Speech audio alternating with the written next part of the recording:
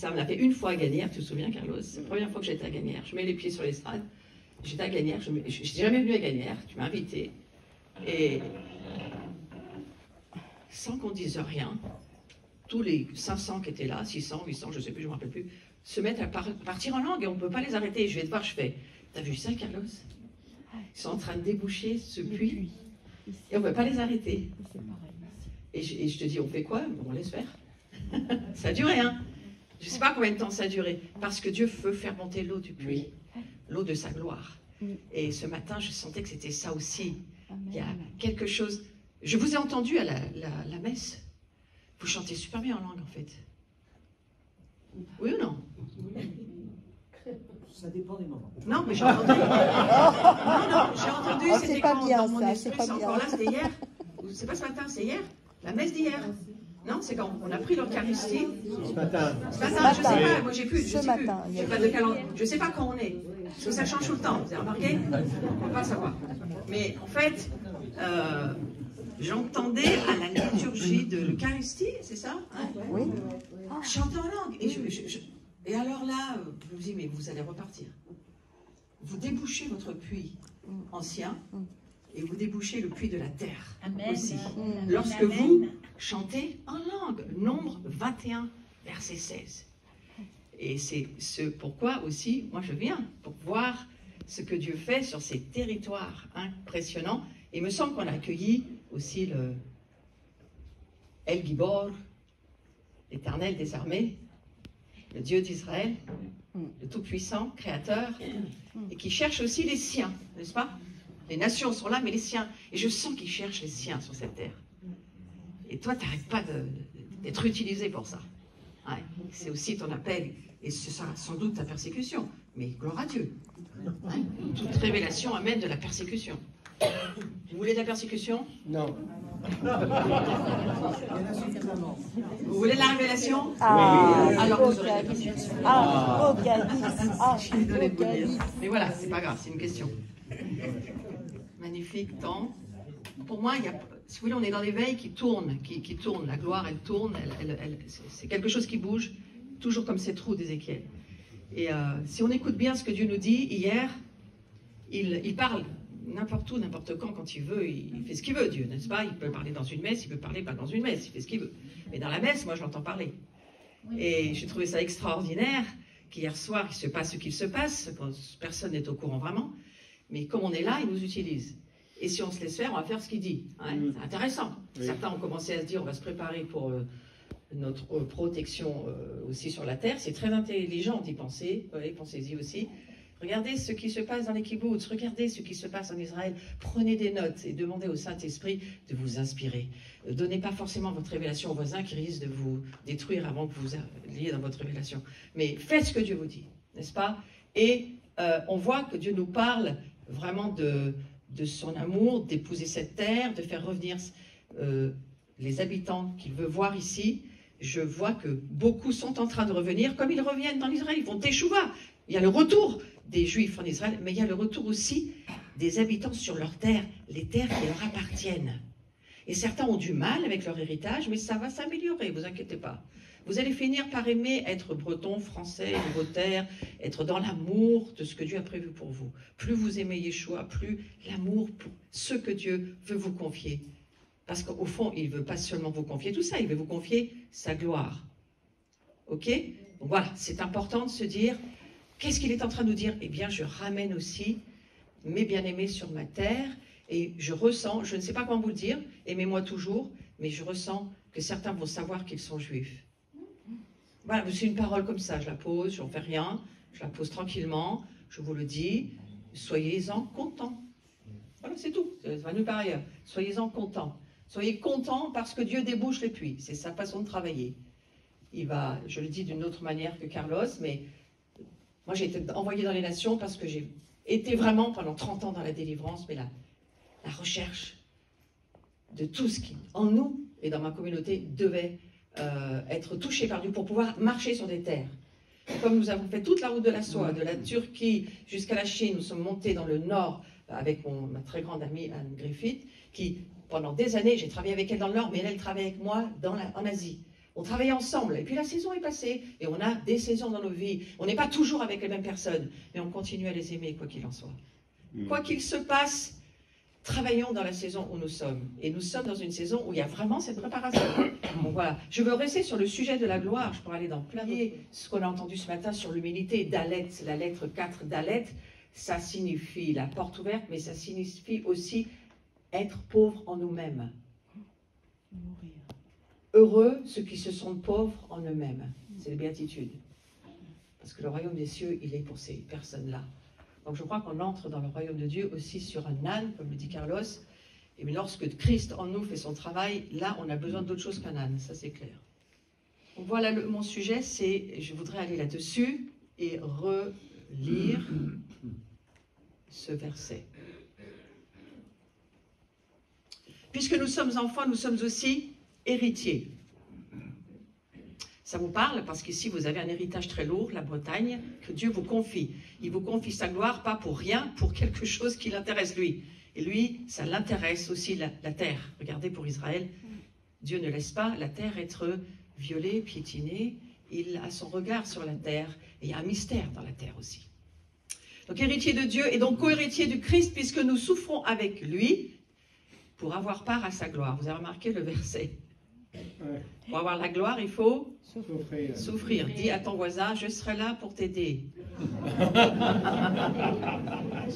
Hein? Et je vous donne un conseil. Ne décrochez pas les gens qui sont cloués sur une croix. Souvent, si Dieu laisse faire, c'est parce qu'ils ont besoin de transformation. Ouais? Si on était allé repêcher Jonas avant qu'il fasse le boulot et qu'il comprenne ce que Dieu voulait lui dire quand il a été enfermé dans le ventre de la baleine. C'est une histoire vraie. La plupart des chrétiens, vous seriez allés repêcher Jonas. Comme ça aurait été terrible. Ouais. L'arbre de la connaissance du bien, on pense faire des bonnes choses qui sont des mauvaises choses pour Dieu. Ouais. Laissez les choses se faire lorsque c'est Dieu, bien sûr, hein, bien sûr. Alors je trouve intéressant ce verset aussi. Ce qu'il a ainsi destinés, on a un destin, hein. Il les a aussi appelés à lui. Ce qu'il a ainsi appelés, il les a aussi déclarés justes. Et ceux qu'il a déclarés justes, il les a aussi conduits à la gloire. Vous qui êtes la nation de France, mais vous qui êtes aussi la Bretagne va être conduite à la gloire. Ouais? Amen. Bouf, ouais, c'est moyen. Amen. Le deuxième ciel prend des notes, ayez l'air d'y croire. Et ceux qu'il a prédestinés, il les a aussi appelés. C'est une autre version de la seconde qui est intéressante. Et ceux qu'il a appelés, il les a aussi justifiés. Rendu juste, ça veut dire justifié. Et dans la compréhension du texte littéral, lorsqu'il nous rend juste, il nous rend comme il est lui, légalement. Légalement, nous sommes qui est Christ. Dans notre condition humaine, on a besoin d'y arriver. Hein, la justification, nous sommes nés à nouveau, nous sommes nés d'en haut, nous sommes lumière, nous sommes gloire, nous sommes de nature divine. Je le confesse sur la Bretagne. Légalement, nous le sommes, mais dans notre condition humaine, nous avons le chemin de la maturité, le chemin pour y arriver. Et pour y arriver, on ne va pas y arriver par la chair, ça on l'a bien compris, on va certainement reparler. Ce n'est pas par les œuvres de la chair qu'on va y arriver. J'ai un enseignement magnifique de 3 heures sur discerner entre la chair et l'esprit, et sachez que tout ce qui vient de la chair finit dans le démoniaque. Satan mange la chair et Dieu le laisse faire. Vous avez lu dans la Genèse, Satan, tu mangeras la poussière. De quoi sommes-nous faits? Est-ce qu'un serpent mange la poussière? J'ai été voir, non. C'est une petite indication spirituelle pour nous dire, si jamais tu voulais continuer à vivre dans ta chair, le diable va vraiment t'aimer. Jusqu'à te bouffer. Totalement. Hein? Donc voilà. Alors que si nous marchons par l'esprit, nous n'accomplirons pas les œuvres de la chair. Sincèrement, je ne vais pas sur ce sujet. Hein, j'ai une chaîne YouTube, il y a des centaines d'enseignements. Trouvez-en un qui vous plaît. Mais je voudrais juste qu'on avance un peu sur cette histoire. Mais pour comprendre la gloire, il faut comprendre la mort. Jésus a dû mourir. Pour nous sauver, mais pas seulement. Il y avait autre chose derrière la tête, le Père, en donnant son Fils. Il nous aime tellement. On est tellement sa famille. On entend en Israël en ce moment des pères dire, même ailleurs, prenez pas mes enfants, prenez-moi moi, c'est pas un problème, mais prenez pas mes enfants s'il vous plaît. Rendez-les nous. Moi je prends leur place. C'est ça que Dieu le Père a dit. Il n'a pas changé, c'est toujours le même Dieu qui nous aime toujours autant. Il nous aime vraiment. Il aime sa famille. Et il a vraiment tout fait pour ça. Mais aujourd'hui, il a un projet qu'il ne le quitte pas, c'est de ramener sa gloire sur la terre. C'est pour ça que les petits prophètes commencent à l'annoncer. On voit Habakkuk en parler, on voit Amos en parler, on voit Michée. Ils parlent ils voient avec leurs yeux spirituels, la gloire va couvrir toute la terre. Et vous vous dites, avec vos yeux dans le naturel, ça m'étonnerait, c'est de pire en pire. Bien sûr, parce que les prophètes ne voient pas dans le naturel, ils voient dans le spirituel, surnaturel, c'est la même chose. Voilà. Donc on est sur ce registre-là, c'est important que nous le comprenions tous bien comme il faut. Dites avec moi, j'ai une destinée, je suis appelé, je suis justifié et je suis glorifié. On l'a fait court, hein, on l'a fait court. Et je suis appelé à vivre dans la gloire. Oh, dis à ton voisin, c'est quand même un beau projet, tu crois pas? Oh, c'est un super projet. Et si on avait le temps, je vous laisserais prophétiser sur vos voisins, mais on n'a pas le temps. Et vous aurez le temps plus tard. Donc je reprends ce verset qui dit, voilà, je l'ai déjà lu, mais je vais le relire.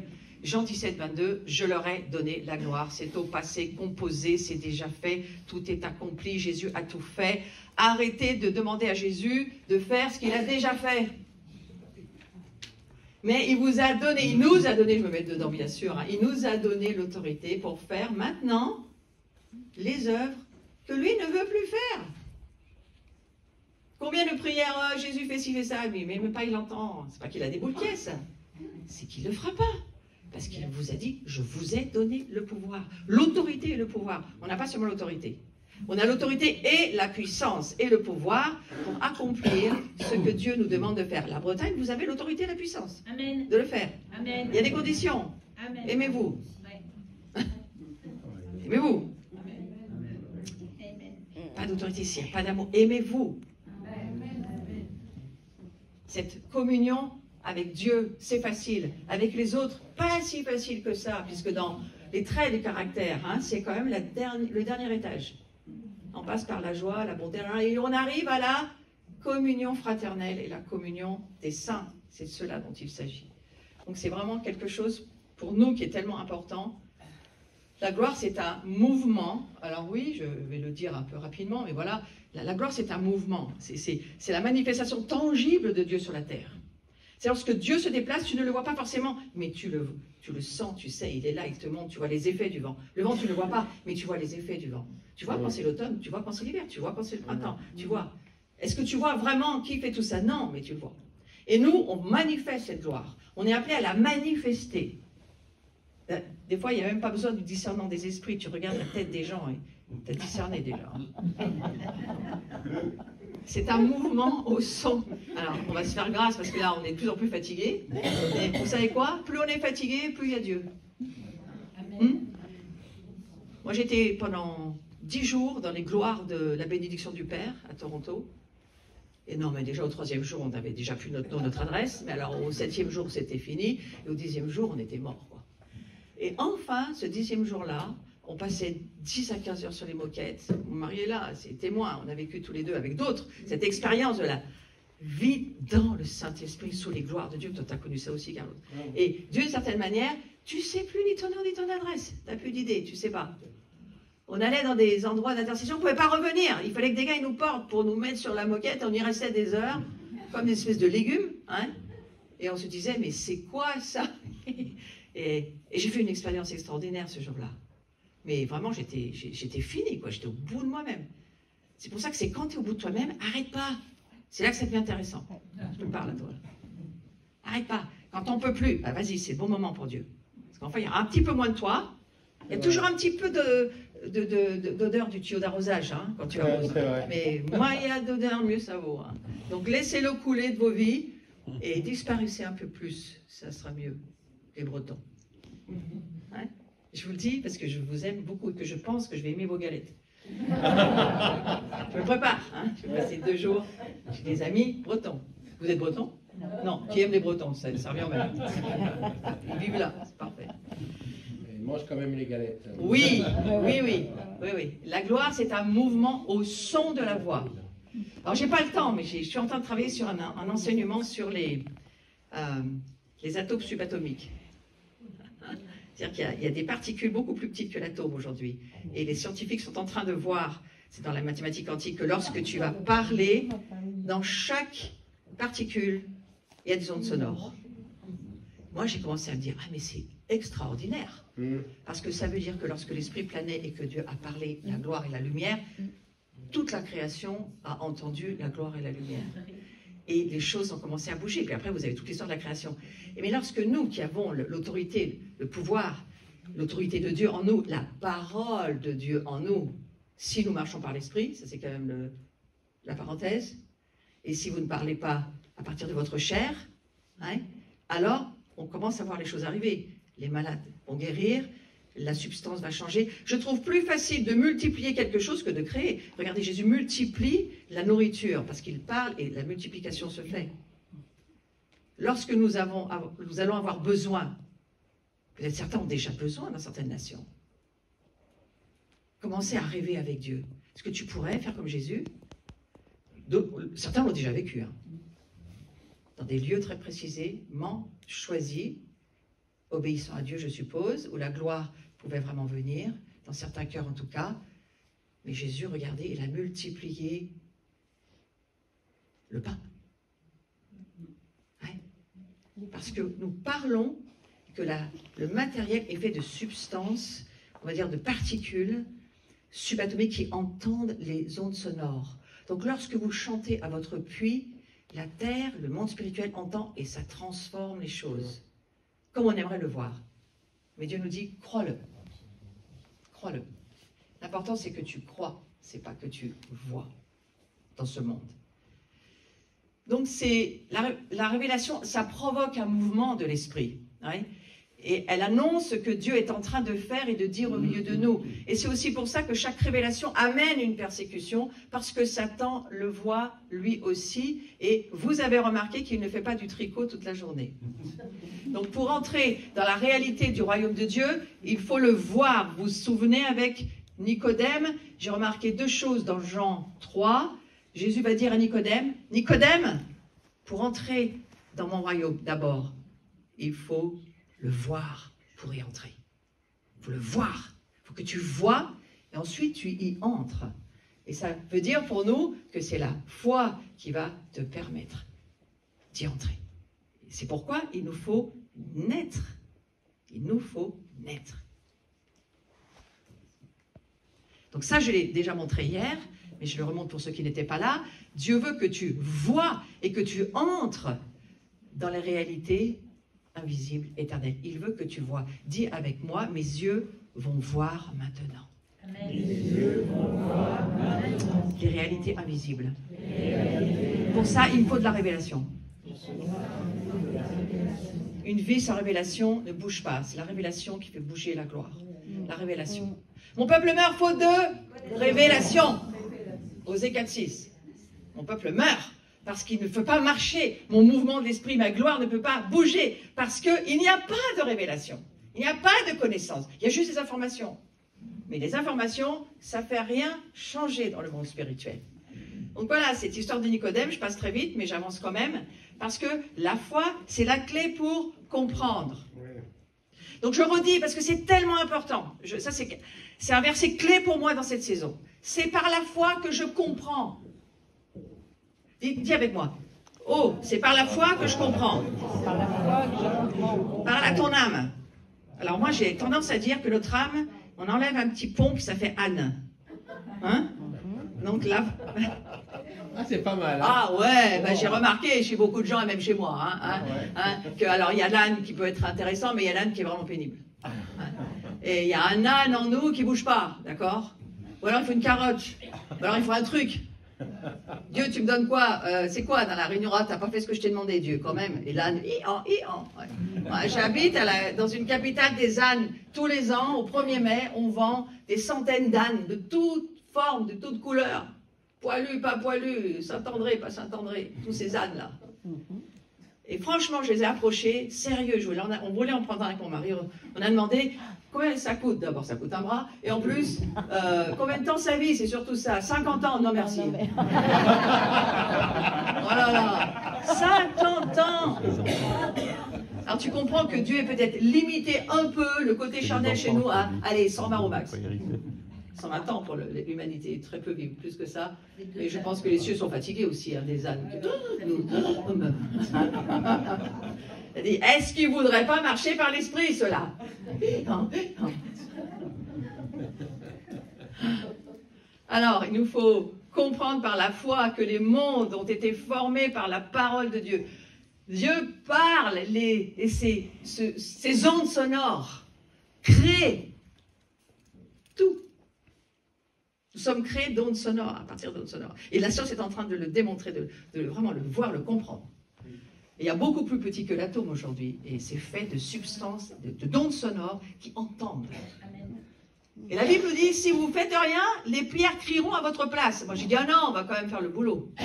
Pas laisser les pierres parler à notre place. N'empêche que... Ça arrive, hein. Oui, mais alors, là, je ne vais pas dans l'autre côté non plus. Hein. D'accord, je ne vais pas dans le New Age et tout ça. Mais n'empêche qu'ils ont compris des choses, bien sûr, bien sûr. Donc, la foi, c'est la capacité d'intégrer dans notre quotidien les réalités du ciel. C'est juste une petite révision. Et, histoire qu'on se mette bien dans l'esprit que la foi, c'est une capacité d'intégrer dans notre vie de tous les jours les réalités invisibles, célestes. Et nous sommes faits pour ça, avec ou sans la gloire. Alors je vais aller là-dessus. Vous voyez cette histoire de l'ampoule. Dieu m'a montré quelque chose qui m'a beaucoup aidé. Et puis j'ai lu des choses dessus et je me suis dit, tiens, ça peut vraiment nous aider par rapport à la gloire. Vous voyez, ça, on pourrait dire que c'est une vie d'un chrétien ou d'un messianique rempli de Dieu. Et donc, vous voyez ce qu'on voit? On voit juste la lumière. Je suis la lumière du monde, dira Jésus, et vous étiez ténèbres, et maintenant vous êtes devenus lumière. Ça pourrait être ça. Donc on ne voit plus que la lumière. Regardez celle-ci. Nos vies sans lumière, sans gloire, sans cette présence de Dieu en nous, qu'est-ce qu'on voit? Imaginez que ce soit votre âme, vos histoires, tout votre être intérieur, cette vieille nature qui devrait être clouée à la croix, qui pour certains ne le savent même pas, et il va falloir comprendre que ça n'intéresse pas tellement Dieu. Cette vieille race adamique, vous voyez, c'est ce que ça représente pour moi, c'est cet intérieur de cette ampoule. On ne fait rien avec ça. Pour moi, c'est la vie charnelle, c'est la vie d'avant, c'est le vieux monde, c'est la vie, l'héritage que nous ont refilé Adam et Ève. Ils ont fini dans un échec. Vraiment. Parce que Dieu a été obligé, en les poussant avec amour hors du jardin d'Éden, sinon ils seraient morts éternellement, en mettant ses chérubins pour garder cette porte et en les poussant dehors, le Père ne voulait pas perdre sa famille pour l'éternité. Donc, il ne fallait pas continuer sur ce chemin-là. Donc, ils ont été poussés, mais dehors. Quand Dieu lui a dit, « Adam, t'es où ?» Vous croyez qu'il ne savait pas où il était? Non, sérieux. Sérieux. Vous voyez juste que Adam dit, « Je suis là. » Pour certains, c'est ça aussi. Tu sais très bien tout ce que tu fais, tout ce que tu vis. Mais il te demande, où es-tu? Qu'est-ce que tu fais aujourd'hui? Et alors, pour moi, cela, c'est la chose qu'il faut éviter. Éviter de vivre sur la gloire de Dieu. Parce que Jésus meurt sur la croix, paye un prix extrêmement lourd. Si vous avez déjà regardé La Passion, par exemple, c'est quand même intéressant ce film. Il nous aide à comprendre. Moi, je n'ai pas vécu de crucifixion, mais j'imagine. Hein. Nous, on a un petit bobo aux dents et ça y est, c'est la fin du monde. Alors là, c'est autre chose. Hein. Crucifixion, il faut quand même la vivre. Il faut vivre aussi avant les coups, les frappes, sur le dos. C'est des meurtrissures horribles. Et il va passer par là pour nous montrer le chemin que nous allons avoir à vivre. Hein? Mais ça ne sera pas ce que lui a vécu. Parce que Dieu est avec nous et qu'il nous aime. Et qu'il va tout faire le plus possible pour nous protéger du diable et du péché. Et donc, combien c'est important de comprendre que nous ne servons à rien pour le royaume de Dieu, encore moins pour le Père, si nous vivons à partir de notre chair. C'est-à-dire à partir de notre âme. Âne. Je veux, ma volonté, je pense, toutes mes pensées. Je sens, je sens pas, moi, cette réunion, c'est quoi ce truc? Toutes mes émotions. C'est-à-dire ma personnalité. Mon âme, c'est ma personnalité. L'âme, c'est la vie. Alors, ça marche que pour les Français, mais moi, nous, ça marche. V, volonté. I, intelligence. E, émotion. C'est votre âme. Vous tapez sur Wikipédia. Qui sommes-nous? Nous sommes une âme qui a un corps. Non, Wikipédia, c'est faux. Corrigez Wikipédia. Je suis un esprit mort lorsque j'arrive à la vie, mais qui a une âme, qui n'est pas une âme, qui a une âme, qui vit dans un corps. Et lorsque Jésus va mourir, lui aussi va rendre son esprit dans les mains de son Père, il va mourir. Il va descendre aux enfers. Pour faire quoi? Pour ressusciter un peuple qui va naître de l'esprit. Et nous, c'est ce que nous sommes aujourd'hui. Nous sommes des esprits vivifiés. Nous ne sommes pas appelés à vivre à partir de notre âme. Toutes ces histoires qu'on a en ce moment sur la terre, la plupart des histoires, c'est parce que ce sont des ânes qui vivent entre eux. Hein? Paul va dire l'homme animal. Nous ne sommes pas appelés à vivre comme l'homme animal.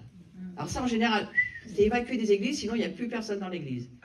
Alors moi, comme j'ai déjà beaucoup prêché ça, il reste que vraiment ceux qui sont résistants. Ouais. Ça fait 30 ans que je prêche cela sur les places publiques. L'homme n'est pas appelé à diriger Dieu, encore moins le royaume de Dieu, encore moins les affaires de Dieu.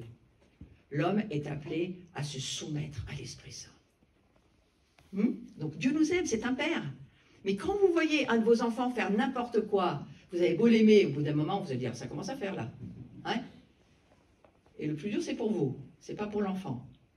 Parce que vous, il ne faut pas pécher. Moi, mes enfants, surtout le deuxième et le troisième, et la quatrième aussi, on est en témoignage. Nous apprenons la grâce. La grâce, ça s'apprend, n'est-ce pas? Jusqu'où ça va nous amener? Est-ce que nous allons les aimer même s'ils font n'importe quoi? Parce que ça risque d'arriver aussi pour Israël. Hein? Vous savez, là, on est tous en train d'être crispés, là. On se dit, non, non, non, s'il vous plaît, pas ça. Et ça, on prie, bien sûr qu'on prie. Mais bon, qu'est-ce que Dieu nous a donné? Qui est très énervant d'ailleurs. Qui nous a rendu parce qu'on l'avait perdu. La liberté de choix. Le libre arbitre. Et la connaissance spirituelle. Ça, c'est ce que nous a volé Satan. Il nous a volé la gloire. Aujourd'hui, on est quand même très, très responsable de tout ce qu'on fait. Donc, je vais avancer. Je ne vous donne pas mes opinions. Je vous donne quelques petites révélations qui me semblent qui peuvent aider. Si ce sont mes opinions, oubliez-les, parce que je n'ai pas besoin d'avoir des opinions. Donc Dieu veut se dévoiler, ouais, voilà. Et ça aussi, ça m'a beaucoup parlé, cette image. Et le jour où j'ai vu ça, je crois que c'est pratiquement on était ensemble, quand on travaille sur la lumière. Et j'ai commencé à voir vraiment, la gloire surexpose les ténèbres. Et Dieu me dit, tu sais, si je suis en toi, tu vas pouvoir surexposer pas mal de choses. Parce que c'est moi qui vais le faire. Mais j'ai aussi compris quelque chose il y a quelques années. Vous savez, vous avez un champ. C'est la parabole du semeur, mais je vous la fais rapide. Vous avez un champ et vous avez semé du blé. Et forcément, quand il y a du blé, il y a de l'ivraie. Et puis, il se met à pleuvoir. Vous voyez qu'il va y avoir une récolte et le blé pousse. Mais ce que j'ai appris par les agriculteurs, que je ne suis pas, c'est que l'ivraie pousse plus vite que le blé. Et si nous laissons la pluie tomber sans rien faire, ce que l'Église fait depuis 2000 ans, surtout, on ne chasse pas les démons de nos vies, surtout on ne fait rien, surtout tout est fait, Jésus a tout fait, donc on n'a qu'à attendre qu'ils reviennent, on est sur une barque tranquille, on rame en attendant le retour de Jésus, regardez où on en est. Hein? Il y a quand même des bilans à faire. Hein? Et donc, d'une certaine manière, cet ivraie, parce qu'il pleut, il pleut, il pleut, cet ivraie va recouvrir le blé, qui était quand même bon à la base, et va l'étouffer. Et puis c'est l'histoire de la parabole du semeur. Vous êtes d'accord? Je ne vous refais pas la parabole du semeur. Je pourrais, mais j'en aurais pour longtemps. Du coup, il y a un mystère de l'iniquité. Et Dieu se trouve dans la synergie de l'erreur. Je vais dire facilement, parce que ça peut être dit très simplement. En fait, lorsque le blé pousse et que l'ivraie pousse plus vite que le blé, l'ivraie recouvre le blé et étouffe et finalement va faire mourir la moisson en nous ou chez les autres. Dieu est quand même derrière tout ça. Parce qu'il vous a dit qu'il fallait chasser les démons de vos vies. Il vous a dit qu'il ne fallait pas seulement guérir, mais qu'il fallait chasser les voleurs du temple. Amen. Pas des autres, nôtres. Et c'est pour ça, je ne prêche plus sur la délivrance, parce que je suis fatigué de le faire et que je crois que Dieu ne me demande pas de faire ça aujourd'hui. Mais il me dit, s'ils laissent le serpent dans leur jardin, c'est leur difficulté. Et en plus, quand on se marie et qu'on n'est pas au courant de tout ça et qu'on surajoute ce monde démoniaque, alors on ne sait plus qui s'unit à qui et qu'est-ce qui se passe dans les couples, dans les familles, juste compliqué. Mais Dieu nous aime. Mais Jésus va dire, vous chasserez des démons jusqu'à ce que je revienne. Vous en êtes où? Vous en êtes où dans votre vie? De chasser. Parce que confesser, dire, oui, j'ai péché, c'est bien, il faut le faire. Même parfois avec des amis, avec des prêtres, avec peu importe. On est tous prêtres, mais il y a des prêtres plus accompagnateurs, je crois. Je les reconnais tout à fait, moi, comme étant vraiment des personnes qui vont aider, des pères, des mères. Moi, je nous vois comme des pères et des mères. Dans la sagesse et dans la maturité. Il faut se faire aider. On ne va pas confesser n'importe qui, n'importe où. Bien sûr que non. Puis d'abord, il faut de la sécurité pour faire ça. Mais quand même, la Bible dit confessez-vous les uns aux autres. Donc ça veut dire qu'il y a la puissance de la confession. Mais est-ce que la confession chasse les démons? Parfois oui, parfois non. Moi j'ai lu l'Écriture, ça m'a fait vivre des délivrances, auto-délivrées moi-même. Mais j'étais arrivé à un point dans ma vie où ça n'avançait pas. Et mon mari c'était la même chose, nous n'avancions pas. Et là, je me suis retrouvée être obligée de me rendre compte, parce que j'étais responsable des enseignements, que c'est trop long à expliquer, mais qu'une sœur anti-charismatique qui supportait pas l'histoire charismatique, m'offre des cassettes à l'époque, alors ça fait pas tout jeune, mais c'est quand même la vérité, m'offre des cassettes dans une boîte à chaussures, mais c'est pour toi, parce que de toute façon, nous on n'en veut pas. D'accord, c'est un super cadeau, je me débarrasse de ce que j'ai pas envie, mais c'est pour toi. Moi j'ai pris l'habitude d'aller voir quand même les cadeaux, même si c'est bizarre comme ils sont donnés, et il y avait tous les enseignements d'Eric Prince sur la délivrance. Et Dieu me dit, si tu y crois, je t'embauche dans l'affaire.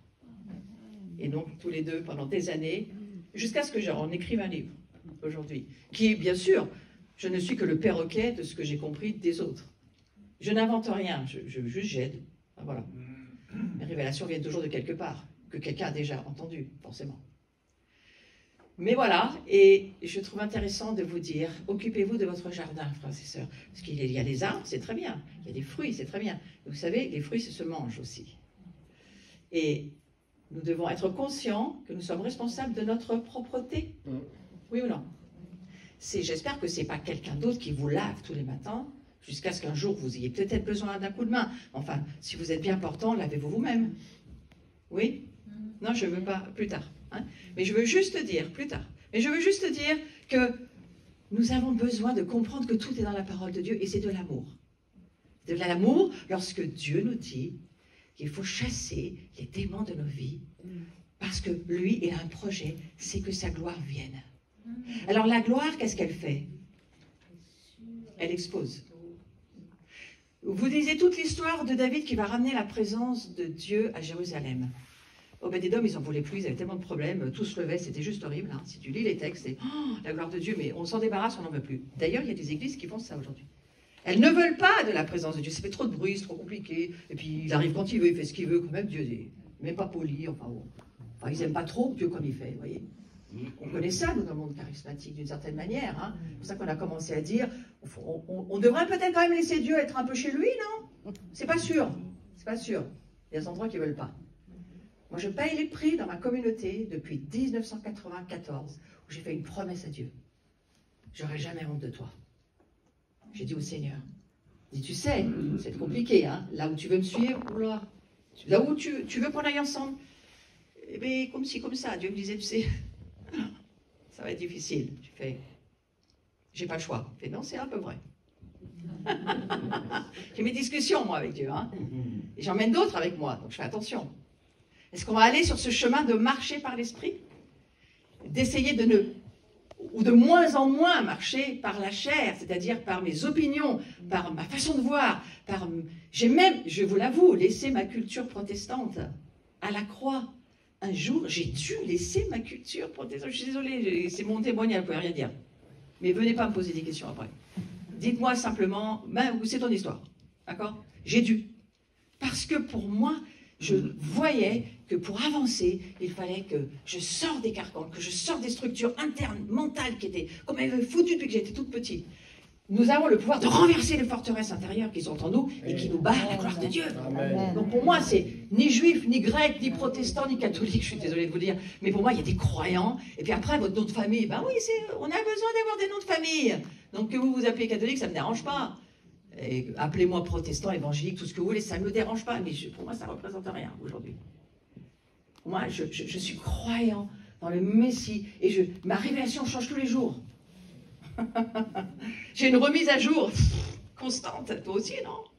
On a des remises à jour. Non, je dors pas, oui. Voilà, c'est ça. Il n'y a que quand on dort et encore, hein, des fois on rêve. Hein, donc, voilà. Et en fait, donc, voilà pourquoi aujourd'hui, il faut se dire, le cœur du Père, c'est de retrouver sa famille. De nous respecter les uns les autres, bien sûr, de respecter qui nous sommes. C'est l'évidence. Mais laissons Dieu être aussi Dieu, peut-être avant nous. Voilà. Donc là où les ténèbres s'exposent, la gloire surexpose. Et la gloire, elle amène de plus en plus à voir tout ce qui va et tout ce qui ne va pas.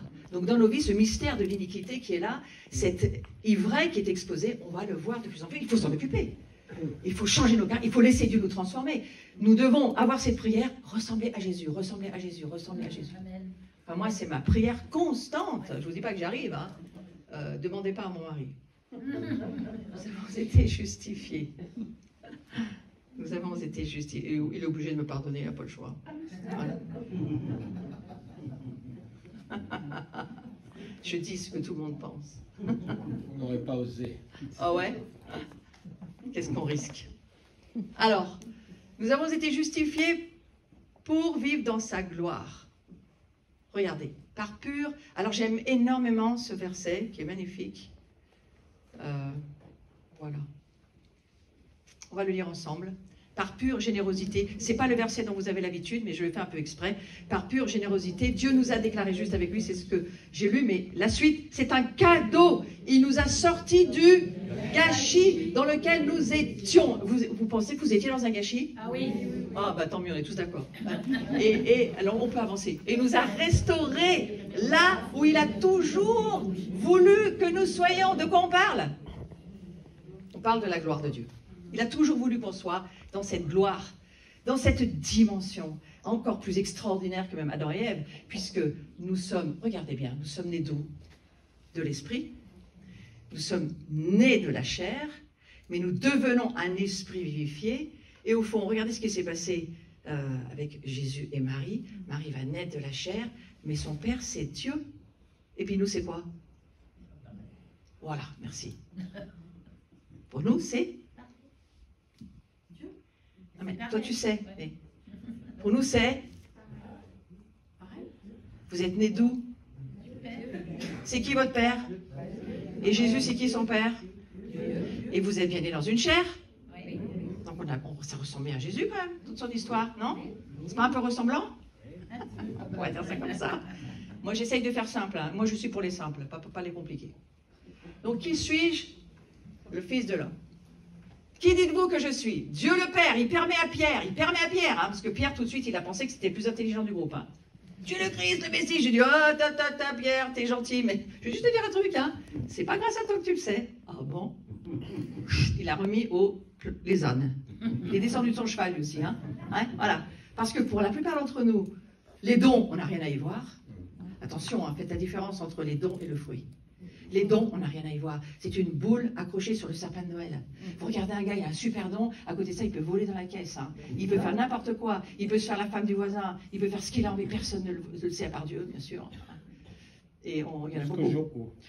Voilà, après, voilà. Nous, ce qu'on a besoin, c'est du discernement le plus possible hein, pour essayer de s'asseoir à la table des bonnes personnes.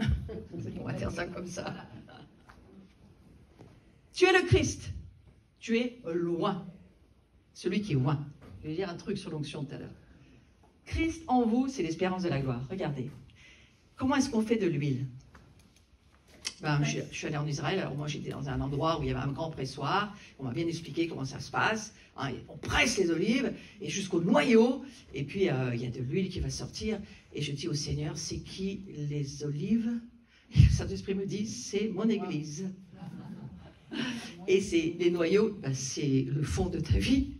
Et j'ai besoin de l'huile, j'ai pas besoin des olives. Je reprends? Oui, on reprend. Gethsemanim, c'est Gethsémané. Alors Jésus va être à Gethsemanim, Gethsémané, l'endroit du pressoir. Et il va vivre des moments très difficiles. Nous aussi, nous vivons des moments déjà très difficiles pour certains. Je ne connais pas votre vie, mais je sais que c'est pas facile. Sur cette terre, ce n'est pas facile. Ouais. Et pour avoir de l'huile, il faut presser les olives. Et j'ai appris qu'on ne pressait pas seulement l'olive, mais aussi le noyau. Ouais. Et donc j'imagine qu'au début c'est facile dans notre vie, hein, et Dieu est gentil parce qu'on est des bébés spirituels, donc il est gentil. Il nous passe plein de trucs, il laisse plein de trucs se faire, et petit à petit ça devient de plus en plus compliqué. Donc, et il atteint, et à mon avis c'est là où on en est au moment où c'est le noyau dur. Hein, le reste qu'il a choisi, mais l'âme, hein, ou l'âne qui est là au fond, et qui dit, ah mais ça suffit. Et qu'est-ce qu'il faut pour faire de l'huile? Des olives ensemble. Donc, soyez sûrs que ceux avec qui vous êtes, ils vont vous mettre de la pression. De l'oppression, de la dépression parfois. Ils vont... C'est l'histoire de l'Église, et Dieu le sait. Et Dieu vous dit, aime-les. Aime-les. Ah, mais quoi? Aime-les. C'est tes frères, tes soeurs les plus proches qui te font le plus mal. Aime-les. Moi, j'ai été détruit par des pasteurs. Jusqu'à ce que Dieu me dise, aime-les. J'ai dit, laisse-moi du temps, s'il te plaît. Il me dit, j'ai pas dit quand, mais aime-les. Hein? Et j'ai appris une chose. Parce que je n'étais pas coupable de dire, devant les puissances démoniaques qui étaient derrière ces gens qui s'appelaient des pasteurs, je ne suis pas coupable de chasser des démons. Et je ne suis pas une sorcière, parce que j'ai été accusée de ça. Non, c'est très, très difficile, parce que je les croise encore aujourd'hui. Aime tes ennemis, s'il te plaît. Après, moi, je juge et je combats. C'est pas toi qui juge et qui combat. C'est moi, dit l'Éternel. Hein? Donc, la Bretagne, vous êtes dans toute cette histoire. Forcément, vous êtes en train... Dieu veut votre huile. Qu'est-ce qui va se passer? Il est en train de vous presser. Mais vous allez être une très belle huile. Je vous le dis. Oui, on a envie même de la mettre dans la salade et tout ça. La première pression. Pression à froid, c'est ça? Froid. Première pression. À froid. Après, ça risque d'être plus chaud. Après, c'est chaud. Restez sur la première. Je le sens pour ici. Il y a quelque chose où Dieu veut vous dire, laisse-moi te presser, laisse-moi faire mon huile. C'est mon huile. Tu es juste le vase. Laisse-moi faire. Mais ce que vous allez devenir pour votre région, peut-être même notre nation, peut-être même pour Israël, j'ai l'impression, il y a quelque chose ici qui va vraiment être utilisé par Dieu. Ça vaut la peine de souffrir. C'est un petit moment à passer. Donc ne croyez pas qu'on m'a parlé de je ne sais pas quoi, je ne sais rien et je m'en... Non, je ne veux pas m'en mettre au courant. Non, bien sûr que je ne m'en fiche pas, mais je ne veux pas me mettre au courant de ça. Je dis juste que c'est ce que Dieu nous conseille. Qui suis-je? Qui suis-je? Qui est Christ? Je vais passer très vite parce que je vais aller ailleurs. Jésus est ce à quoi Dieu ressemble dans un être humain. Je vous l'ai déjà dit hier, d'accord? Pour ceux qui arrivaient juste ce matin, je vous le redis. Jésus est ce à quoi Dieu ressemble dans un être humain. Et il a un projet, Dieu. Jésus, il s'est conformé à notre image pour que nous puissions être transformés transformé et semblable à lui. C'est son incarnation, il s'est conformé. Par contre, nous, il nous dit, ne vous conformez pas au monde. Hein. Mais ce mot conformer est quand même très important. Moi, je suis en discussion avec Dieu depuis des années. Je dis, mais mon Dieu, mais comment toi, le Dieu de l'univers entier, t'es chez moi? Comment c'est possible? Comment ça tient? Alors, il a donc la compression de... Enfin, je sais pas, comment il fait. Hein? Il vit chez nous, comment c'est possible? Parce qu'au fond de nous se trouve l'éternité. Amen. Je vous ai pas perdu? Non, c'est bon. L'éternité est au fond de nous, dans notre être intérieur. Pas dans notre corps encore, ça viendra, mais dans notre être intérieur, oui, il y a l'éternité. Et c'est cela, l'espérance de la gloire. Donc il se conforme à nous. Moi, je suis touchée par Dieu qui se conforme à moi. Il se fait humain. Il n'était pas obligé. Il se fait humain. Vous allez dire, c'était quand même son idée de nous faire comme ça? Oui, mais il n'était pas obligé de continuer. Et il l'a fait. Alors, excusez-moi, je suis assez fan de The Chosen, hein, mais si vous ne connaissez pas, sachez que c'est lui, hein, ce très cher acteur qui a une vie transformée aujourd'hui et qui gagne des millions de gens, cette série, à Jésus. Et on peut juste dire Amen. Même si ça ne nous plaît pas, on s'en fiche. Quand vous regardez Jésus, vous regardez l'opinion qu'il a de vous. Alors ça a transformé ma vie. Alors là, toi, tu dis transverbé, moi je dis tabernaclé. Tu vois, moi, je tabernacle avec Dieu. C'est-à-dire que je l'emmène avec moi. La souka, le temple de Salomon, on ne pouvait pas le transporter. Mais la souka, si. Parce que c'est une tente temporaire, c'est l'histoire de notre humanité. Et alors, on transverbe ou on tabernacle, ça me va très bien les deux. Parce qu'en fait, ça se rejoint bien. Hein, la transverbération. Non? Inhabité aussi. Hein? Parce qu'il a dit, nous sommes inhabités. Nous sommes inhabités. Inhabités. Ah oui. Moi, j'aime mieux tabernacler, mais chacun son truc. Et en fait, mais il y a diverses manières de dire les choses. Hein? Et c'est pour ça qu'il faut tous s'entendre, parce qu'on a du relief à chaque fois, et ça nous embellit d'entendre les choses dire autrement. Oui, voilà. Ouais. Donc effectivement, Dieu, il a une opinion. Et voilà, regardez, c'est ce que Jésus est venu nous montrer. Et Jésus, il est venu nous montrer une autre dimension de la réalité invisible. Je voudrais aller là-dessus. Cette dimension de la réalité invisible, quel genre de gloire avait Jésus sur la terre? Quel genre de gloire? Et vous m'arrêtez parce que je continuerai cet après-midi sinon, hein, mais moi je vous prends un peu de temps là-dessus parce que ça me paraît vraiment important. Voilà. Alors, c'est ce texte que je vais vous lire de Philippiens 2, 5. Philippiens 2, 5, on va le lire parce que c'est de la gloire dont il s'agit. Ayez en vous-même la même attitude qui était en Jésus-Christ. Ça veut dire quoi? Je vous le dis en français courant, regardez-le avec humilité.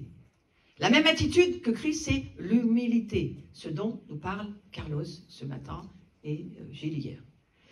Qui, bien qu'il ait existé dans la forme et l'essence immuable de Dieu, ça veut dire comme un avec Dieu, possédant la plénitude de tous les attributs divins. Eh bien qu'il ait existé dans la forme et l'essence immuable de Dieu, ne considérez pas l'égalité avec Dieu comme une chose à saisir ou à affirmer, ou avait peur de le perdre. Je vais vous le dire autrement. Dieu nous confie sa gloire, mais attention! Touchez pas à sa gloire. Et la prenez pas pour vous. Et c'est pour ça que du cheval, il faut descendre à l'âne. Parce que là, ça va faire mal. Et là, on va comprendre à un moment donné pourquoi même Saphira et Ananias, reine mort. Non mais là, parce que nous, on copine avec Dieu. Oui, Jésus c'est mon ami, c'est vrai, ami de mon âme, mais il est Dieu. Et on ne peut pas faire ce qu'on veut avec Dieu. Ouais. Comme un ami, on va pouvoir lui faire confiance, mais il est Dieu. Et donc, d'une certaine manière, on ne peut pas jouer non plus. Et il y a quelque chose, tout à l'heure, dans l'adoration, je me suis reculée, j'ai senti une immense crainte me tomber dessus. Où Dieu me disait, c'est moi Dieu. C'est vrai. On peut tellement vouloir bien servir Dieu qu'à un moment donné, on a oublié qu'on n'est pas Dieu. Eh non. C'est pour ça qu'il faut se redescendre sur le plancher des vaches ou des bœufs, j'en sais rien, et et rester au niveau de l'âne, hein, pour dire, ben oui, quand l'âne il est rentré à Jérusalem, j'ai entendu des tas de prédications là-dessus, ça m'a toujours bien fait rire. En fait, Jésus il est sur l'âne c'est nous, et en fait on pense que c'est nous qui sommes applaudis. Non, c'est le Jésus en nous qui est applaudi, c'est pas nous. Ouais. Alors voilà, l'âne comme ci comme ça, hein, enfin voilà. Et portons le Christ, mais laissons-lui la gloire. Alors évidemment, cette gloire, elle tarde à venir. Pourquoi? Parce que je crois qu'il y a du sérieux là derrière. Il y a beaucoup de sérieux. Et alors on continue, mais Jésus s'est vidé, il s'est dépouillé lui-même. Je vous le dis, la Bretagne. Videz-vous, dépouillez-vous de vous-même. Vous n'avez pas d'autre choix. Vous n'avez pas d'autre choix. Videz-vous, dépouillez-vous de vous-même. Vivez votre kénose. Ça, c'est pour les catholiques, mais c'est un terme magnifique. Vivez votre abaissement. Vivez votre... Voilà. Ah, je vais dire un truc aussi. Attention, l'humilité, amen. La honte, non. Qu'est-ce qu'il a fait, Jésus, avec la honte? Il l'a méprisé. Donc, je vous donne un conseil. Méprisez la honte. Méprisez-la. Faites comme Jésus. Méprisez la honte. Parce que pour un juif comme Jésus, mourir nu, il était nu sur la croix, c'était juste pas possible. Et il a méprisé. Vous avez besoin de mépriser la honte, frères et sœurs, qu'on vous a fait subir, et dans vos vies, et dans le passé, et dans le futur. Préparez-vous. Méprisez-la d'avance. Voilà, comme ça c'est fait. La honte, oh bah toi c'est réglé. Hein? Disparaît. Beaucoup de choses qu'il faut régler de cette manière-là. Parce qu'on n'a plus le temps de passer des heures à chercher, à chasser un esprit de honte qu'on n'en a rien à fiche, quoi. Enfin, en gros, il y a autre chose à faire. Donc il s'est vidé, il s'est débrouillé lui-même en assumant la forme d'un esclave, serviteur, et en étant fait à la ressemblance des hommes.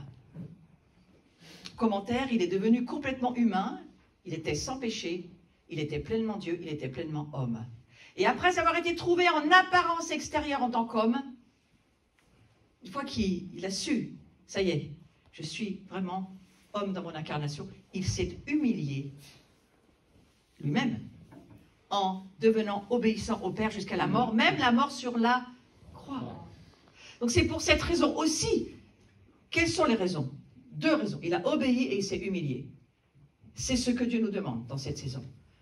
La gloire, elle est dépendante de l'obéissance et de l'humilité. Et ce sont deux facteurs sur lesquels Dieu va nous travailler, et nous travailler, et nous travailler. Parce que la France, nous sommes appelés à l'amour, mais l'amour parfait qui bannit la peur.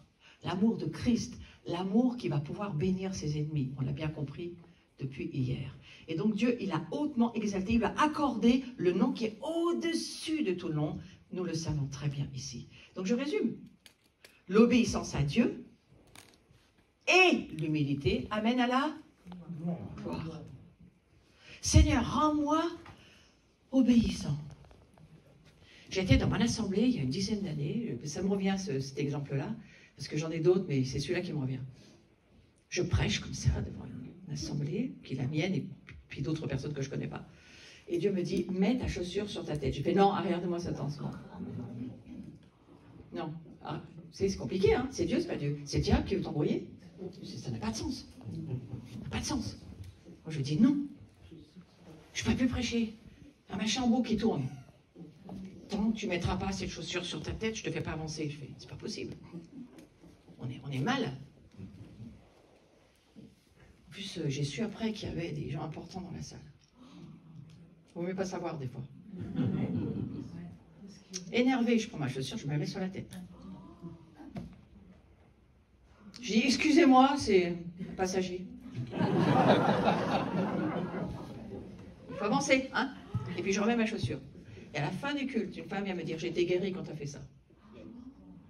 Tu ne pourrais pas trouver autre chose?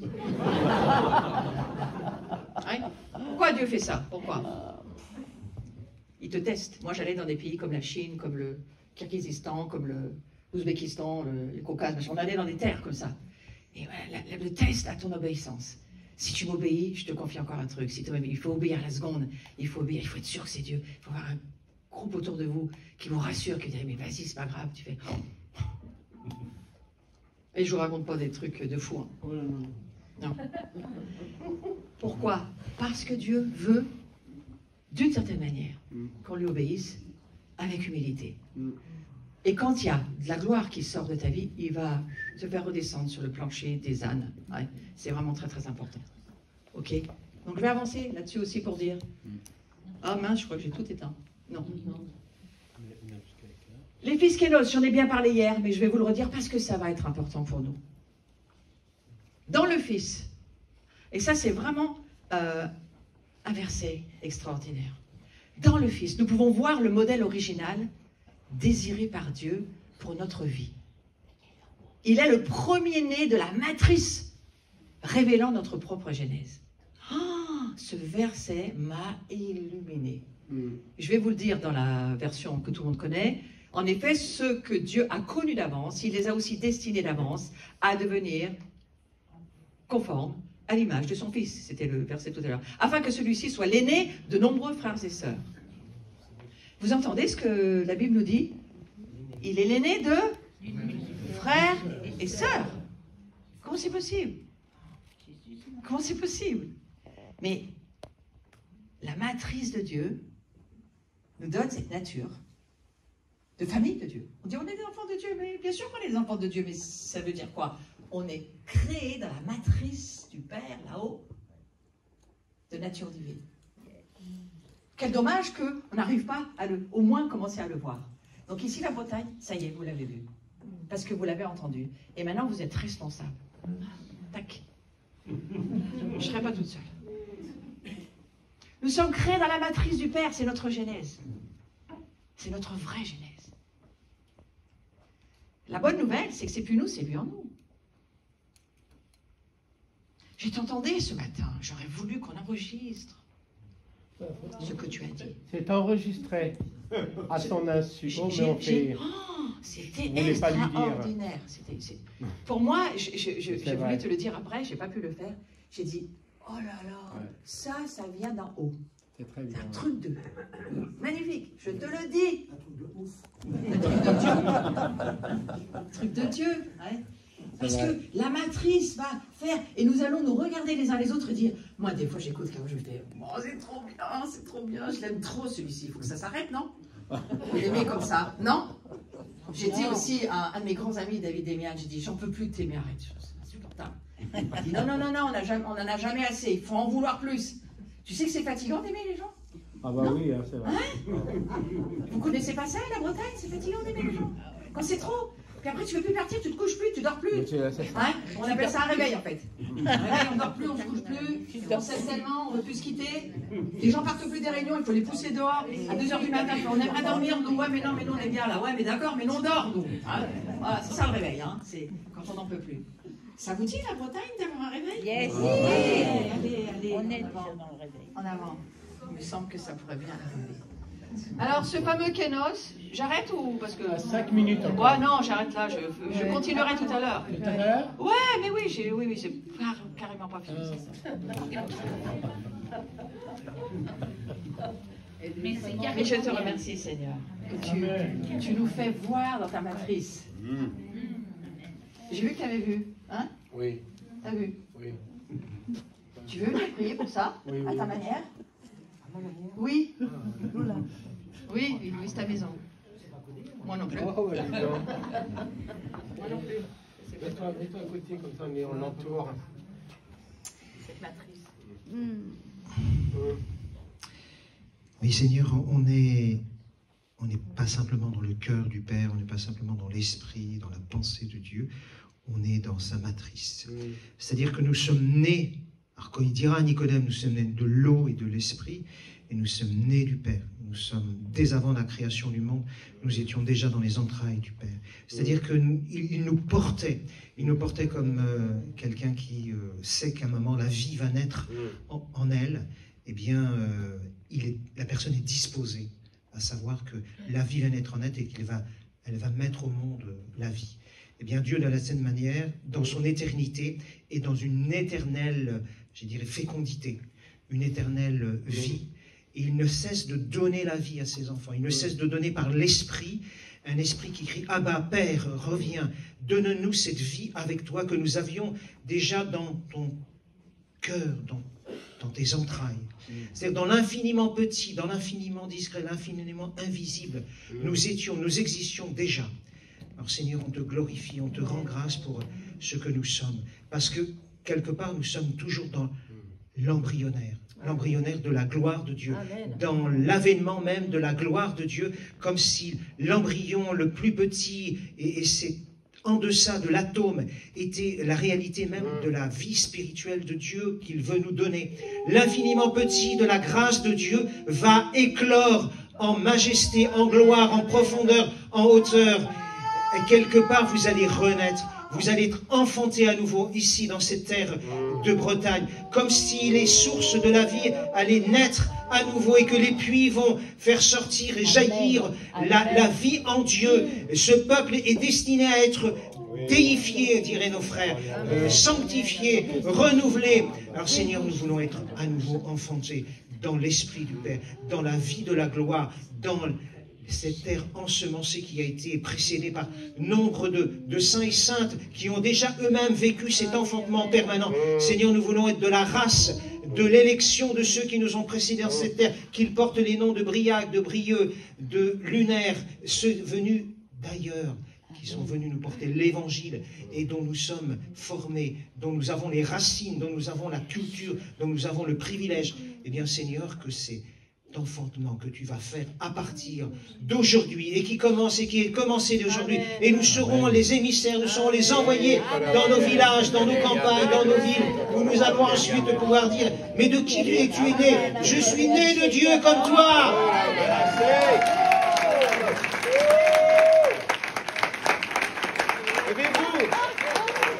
Levez-vous et acclamez le Seigneur, l'Esprit. Allez!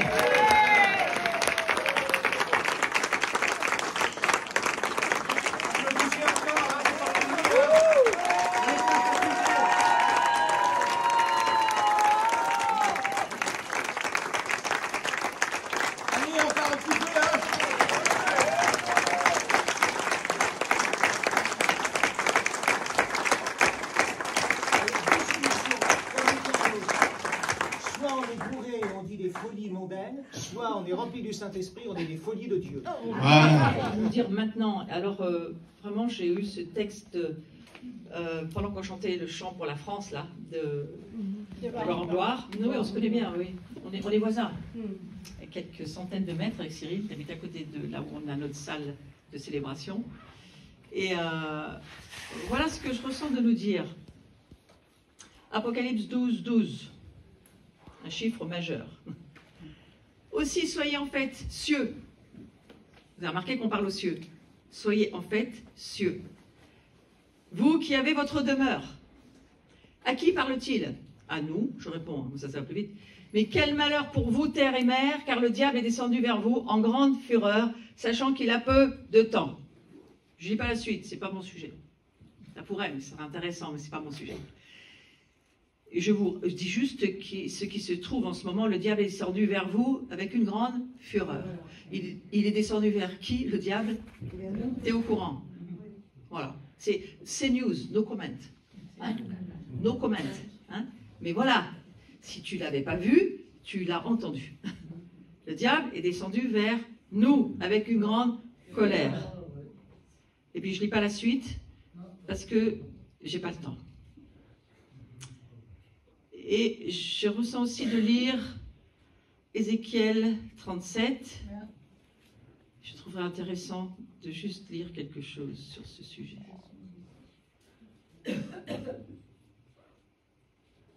La main du Seigneur fut sur moi, dit Ézéchiel. Le Seigneur me fit sortir par un souffle et me déposa au milieu de la vallée. Celle-ci était remplie d'ossements. Il me fit passer auprès d'eux tout autour. Ils étaient très nombreux dans la vallée.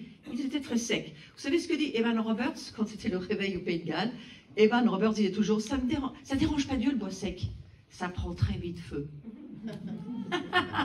Donc si tu es sec, c'est pas grave. Tu vas prendre feu plus vite que les autres. Hein?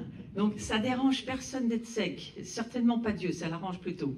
Parce que si tu es humide de toute ta religiosité, ça prend pas feu très vite. Hein? Mais si tu es bien sec et que tu sais plus du tout où t'en es et que le feu de Dieu tombe sur toi, Voilà, ça c'était pour réveiller l'oraison de Saint-Pierre de l'après-midi. Ah, moi ça va très vite, hein. Ça va très vite, ah oui. Il me fit passer auprès d'eux tout autour, ils étaient très nombreux dans la vallée, ils étaient très secs, et il me dit, humain, ces ossements pourront-ils revivre? Serait-ce à la Bretagne qu'il pose cette question? Ouais. Je répondis, Seigneur Dieu, c'est toi qui le sais. Là, tu vois, il se mouille pas. Là. Toi, tu sais, tu poses des questions, mais tu as les réponses. Hein, il a raison de dire ça. Et tu leur diras, il me dit d'abord, parle en prophète sur ces ossements. Et tu leur diras, ossements desséchés, écoutez la parole du Seigneur. Voici ce que dit le Seigneur Dieu à ces ossements. Je fais venir en vous un souffle et vous vivrez. Hein? C'est ça qu'on vient de chanter. C'est pour ça que je fais le rapprochement. Mais je voulais trop lire cette parole avant que j'aille voir la mer.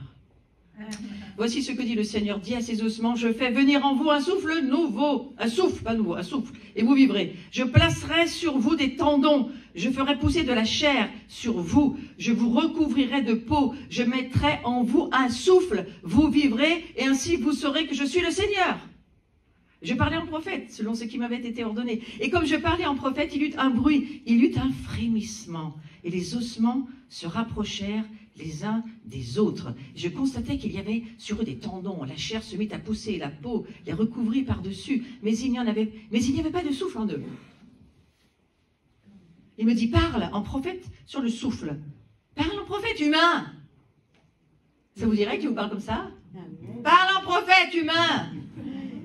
C'est l'année, c'est la bouche, 80, c'est 80, 4, la porte est ouverte, parle.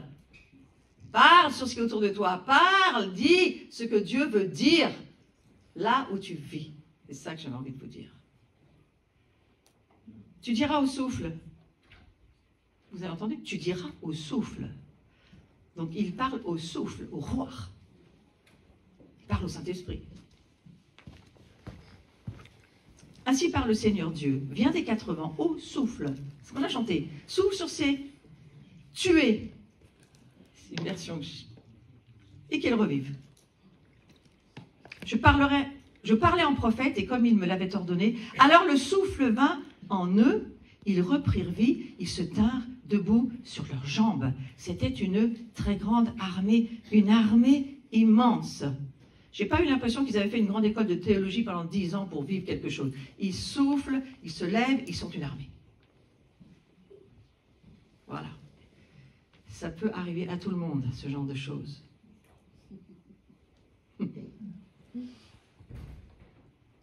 Il me dit, humain, ces ossements, c'est toute la maison d'Israël. Ils disent, nos ossements sont desséchés, notre espoir s'est évanoui, nous sommes perdus. À cause de cela, parle en prophète, tu leur diras, ainsi parle le Seigneur Dieu, j'ouvre vos tombes. Amen. Ça te dirait de parler dans les cimetières, j'ouvre vos tombes. Oh oui, ça, je veux voir. Attention à qui tu fais revenir. Hein. Je vous ferai remonter de vos tombes, ô mon peuple. Voilà, ça s'adresse au peuple. Hein. Faites attention à la prophétie. Je vous ramènerai sur la terre d'Israël. Ainsi vous saurez que je suis le Seigneur.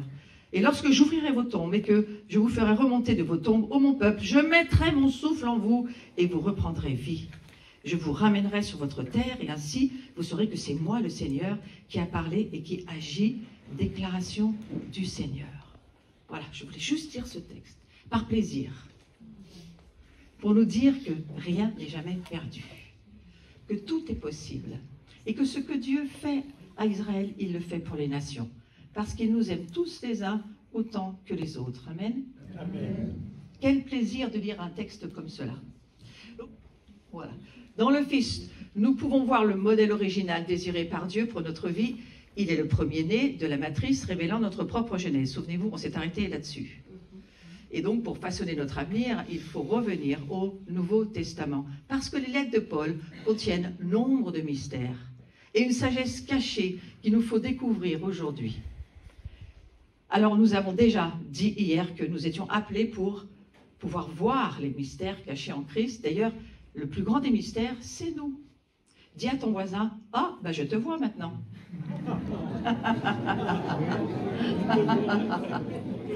Parce que c'est quand même nous le mystère. On est un grand mystère. Alors vous en dites plus que ce que je vous ai demandé, mais c'est bien pour ne pas faire la sieste, je suis d'accord. Alors, Paul il choisit ce fameux mot kainos pour décrire ce changement miraculeux opéré par Jésus-Christ dans le cœur de l'humanité. Il opère un changement dans le cœur. Je changerai ton cœur de pierre en cœur de chair. Et là, il n'est pas question de vivre dans la chair, il est question qu'il va donner vie par son souffle. C'est pour ça que le texte est très intéressant à lire, parce que vous voyez qu'il peut y avoir une chair, mais une chair sans souffle, une chair sans vie, une chair qui ne vaut rien, on ne peut rien en faire. Mais la chair remplie de la vie d'esprit, c'est le miracle que nous sommes. Dis à ton voisin, j'aime bien le miracle que t'es. Hein, voilà.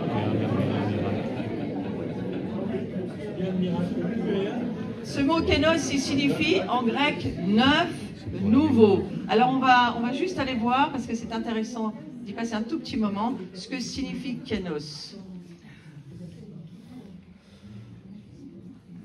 Quiconque est en union avec Jésus-Christ est un nouvel être, nouvelle créature. Hein.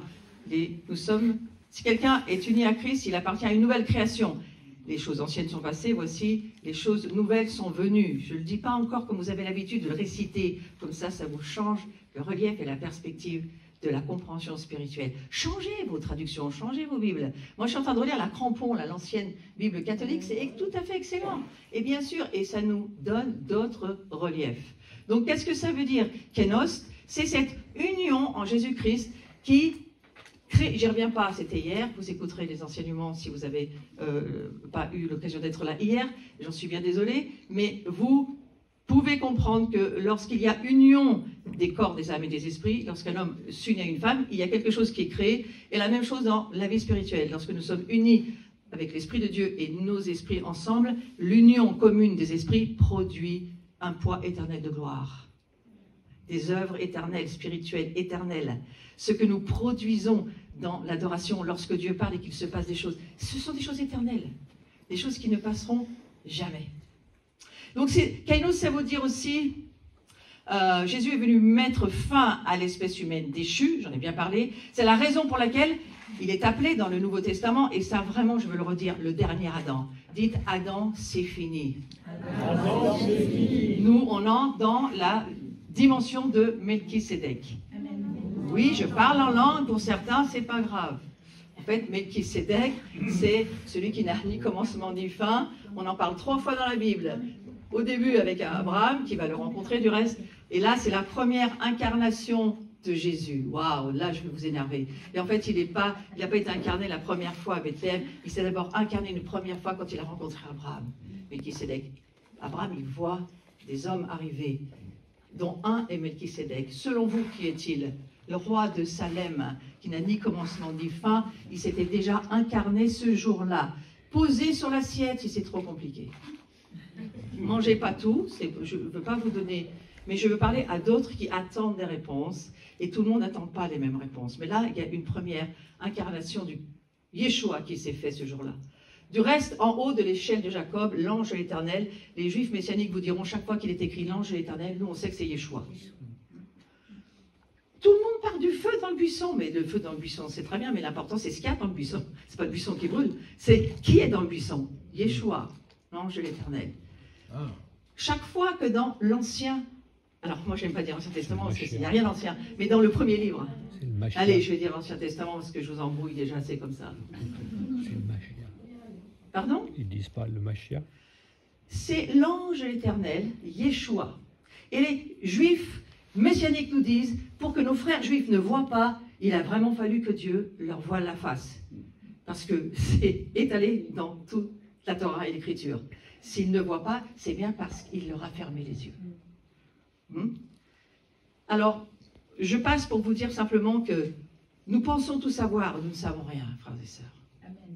Nous pensons avoir le cadre, on ne sait rien. On a tout à découvrir. Et lorsque nous rentrons dans les profondeurs de ceux qui parlent hébreu et qui ont les explications, ou quand on sait qu'un mot en hébreu, il a 15 significations pour la plupart du temps, on n'a pas fini, nous les Français, de savoir qui a raison. Un juif ne pense pas comme ça, il ne pense pas en linéaire, il pense en cercle. Et tout est en cercle. Nous, on est en linéaire. Donc, on n'a pas la même façon de penser. Aujourd'hui, on a peut-être besoin de transformation dans notre entendement. Romains, chapitre 12, verset 2. Réorientez vos pensées pour faire quoi? Pour pouvoir discerner la volonté de Dieu. Pensez comme Dieu pense. Apprenez à penser comme Dieu pense. Et alors, vous allez pouvoir comprendre par l'Esprit Saint ce que Dieu essaye de nous dire. Donc je prie pour que nous puissions avoir un renouvellement de notre intelligence cet après-midi et que nous puissions tous entrer dans des nouvelles dimensions de révélation et peut-être de persécution. Alors rapprochons-nous pour nous aider. Une toute nouvelle espèce selon une conception kainos, c'est encore une autre chose. Donc ce fameux kainos, nouveau, nouvelle création, la nouvelle coupe de la nouvelle alliance. Vous avez remarqué que tout est nouveau. Hein? Tout est nouveau dans ce monde spirituel. Donc une toute nouvelle espèce selon une conception kainos. Une espèce au-delà. Je parle de qui nous sommes en Yeshua, en Christ, en Jésus-Christ. Une espèce au-delà de notre humanité, vivant en union avec Dieu, auquel Dieu a donné une capacité habilitante. Alors j'ai un enseignement, j'ai beaucoup hésité à commencer avec celui-là, et puis je reviendrai, parce que je ne suis pas possible. Mais on passe de la grâce à la gloire. La grâce, c'est la semence, la gloire, c'est l'arbre qui a mûri de la semence. Pratiquement toute l'Église est arrêtée à la grâce, alors qu'il faut dommage, c'est la feuille d'avant. Il faut Moi, je dirais plutôt tabernacler. Il faut laisser Dieu habiter en nous pour grandir. Hein. Mais je pense qu'il y a aussi cette affaire de laisser la croix opérer, nous transpercer. Et c'est ça que ça veut dire, transverbération. On est allé voir sur Google, si Google ne se trompe pas en tous les cas, parce qu'il existe. Hein, et c'est vraiment une transformation. Mais pour moi, c'est l'œuvre de la croix. Le verbe, c'est-à-dire le verbe, la parole de Dieu, le verbe de Jean 1, le verbe s'est fait chair. Ce verbe, il vient. Donc cette nouvelle espèce que nous sommes au-delà de notre humanité, puisque nous ne mourrons plus jamais. Calcul en cours, la plupart. Vous êtes en calcul en cours. Téléchargez. Votre âme ne comprend pas, mais votre esprit incorpore. Ça pénètre, ça transverbère. Petit comme ça. Je ne sais pas. En tous les cas, ça vous pénètre. Moi, j'ai un ordinateur, chaque fois que ça m'écrit pénètre, il met des petites étoiles parce qu'il ne veut pas écrire pénètre. Je ne sais pas, ça ne lui plaît pas, ça ne lui plaît pas. Mais la parole nous pénètre. Hein. Et qu'est-ce que ça fait quand on a une pénétration, excusez-moi, hein, c'est rester dans le spirituel, je vous remercie. Quand on a une pénétration spirituelle, il y a une production, il y a une semence qui prend vie et il y a une fécondation. Hein. Et cette fécondation, elle est vraiment là. Et nous sommes fécondés par les cieux. Donc ce terme kainos, c'est là où il nous emmène. Donc il nous donne une capacité habilitante. Pour moi, c'est la définition de la grâce. La grâce, c'est une capacité habilitante. Ce n'est pas ta capacité à toi. Tu ne mérites pas qui tu es, tu ne mérites rien. Mais il te donne tout, parce qu'il t'aime tellement, et qu'il va te donner la capacité de pouvoir accomplir le mandat auquel tu es appelé. La chose qu'il te demande de faire, la personne qu'il veut que tu sois, tu vas pouvoir le faire, parce qu'il te donne sa grâce. Et sa grâce, définition pour moi, capacité habilitante de pouvoir faire ce que Dieu nous demande. S'il te dit, tu peux aimer tes ennemis, eh bien c'est parce qu'il va nous en donner la capacité. Nous recevrons une puissance, Actes chapitre 1, verset 8, le Saint-Esprit survenant sur nous. Il n'est pas seulement en nous, il est sur nous. Et ce Saint-Esprit-là, c'est lui qui nous donne la capacité, le pouvoir, l'autorité, la puissance de pardonner l'impardonnable. Hein? De traverser l'intraversable, de passer au travers du feu et de ne pas brûler. Il va nous donner cette capacité, parce qu'il nous l'a promis, et il va le faire. Et c'est la grâce, lorsqu'elle mûrit, lorsqu'elle grandit, lorsqu'elle prend du poids, cette grâce, elle se transforme en gloire. C'est juste pour aider que je vous dis ça. Parce qu'il faut rentrer dans cette dimension aujourd'hui de gloire. Pourquoi faire? Pour manifester son royaume sur la terre, pour faire sa volonté. Jésus vient, il veut guérir les malades.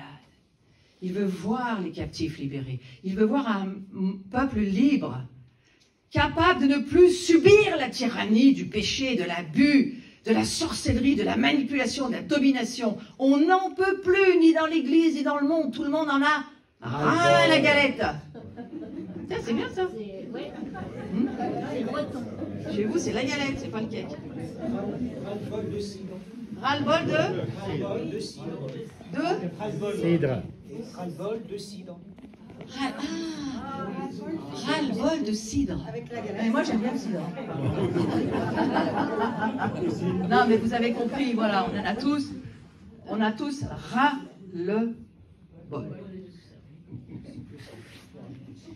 Donc la définition du Strong va beaucoup nous encourager parce que si on veut, on peut passer cette porte nous aussi qui est ouverte dans les cieux. On peut la passer. Mais encore faut-il savoir qu'elle existe et qu'on peut le faire. Parce que c'est comme la guerre. Si vous ne connaissez pas votre ennemi et que vous ne savez pas contre qui vous battez, vous avez déjà perdu.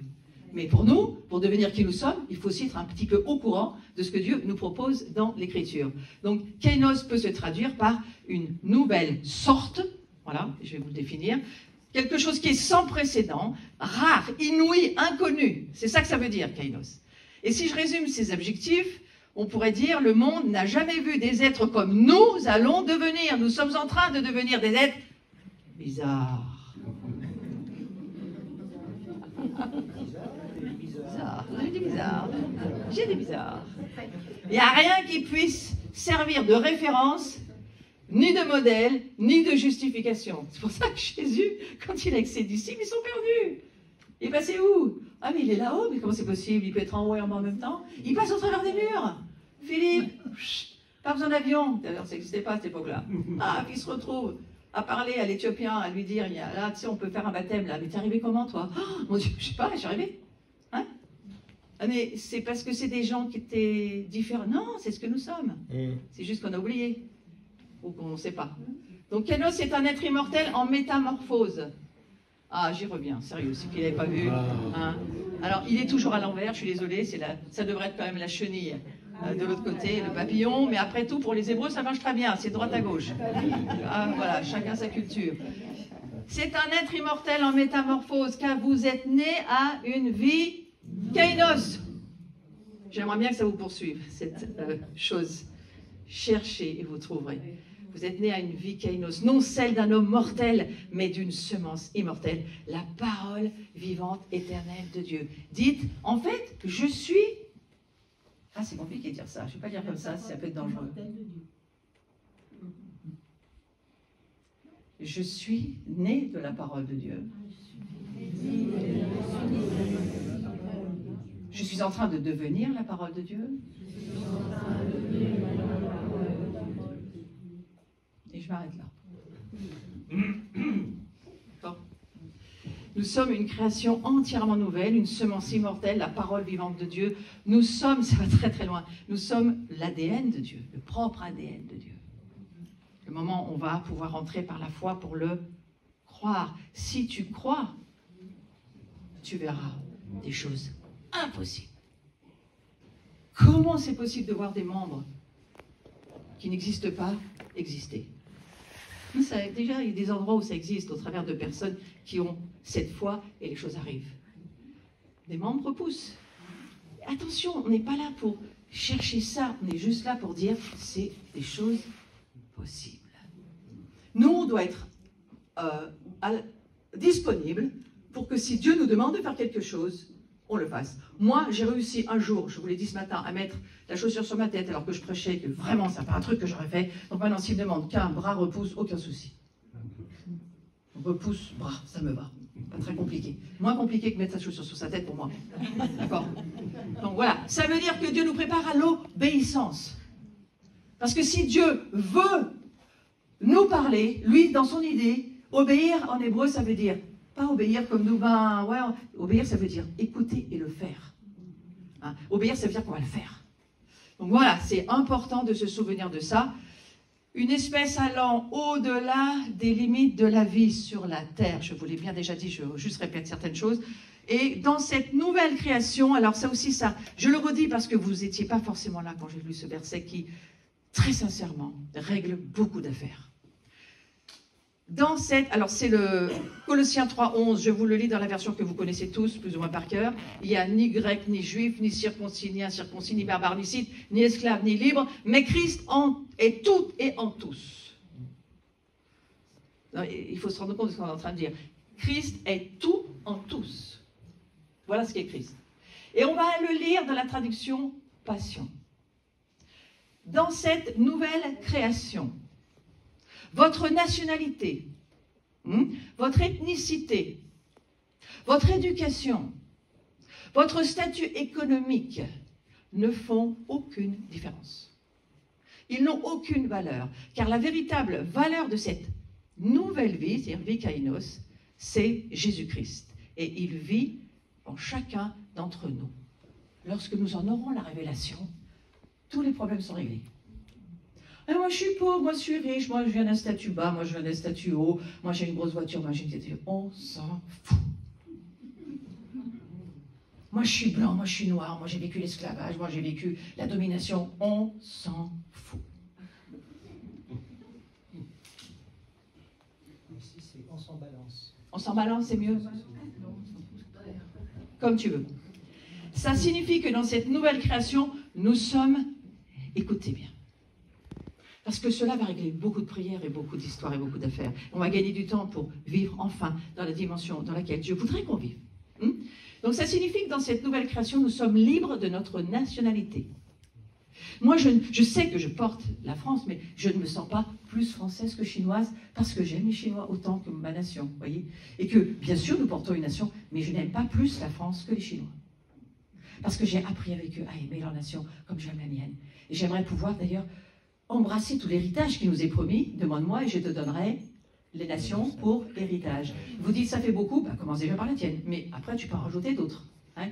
Et plus tu avances, moi je suis d'un âge avancé, j'ai beaucoup de nations que j'embrasse et que j'aime profondément. Et si je devais demander à Carlos, quelle nation tu embrasses? Je les connais plus ou moins, mais tu en as un certain nombre. Et chacun, on peut arriver à encore agrandir, agrandir. On se demande si notre cœur va y arriver. Je ne le sais pas.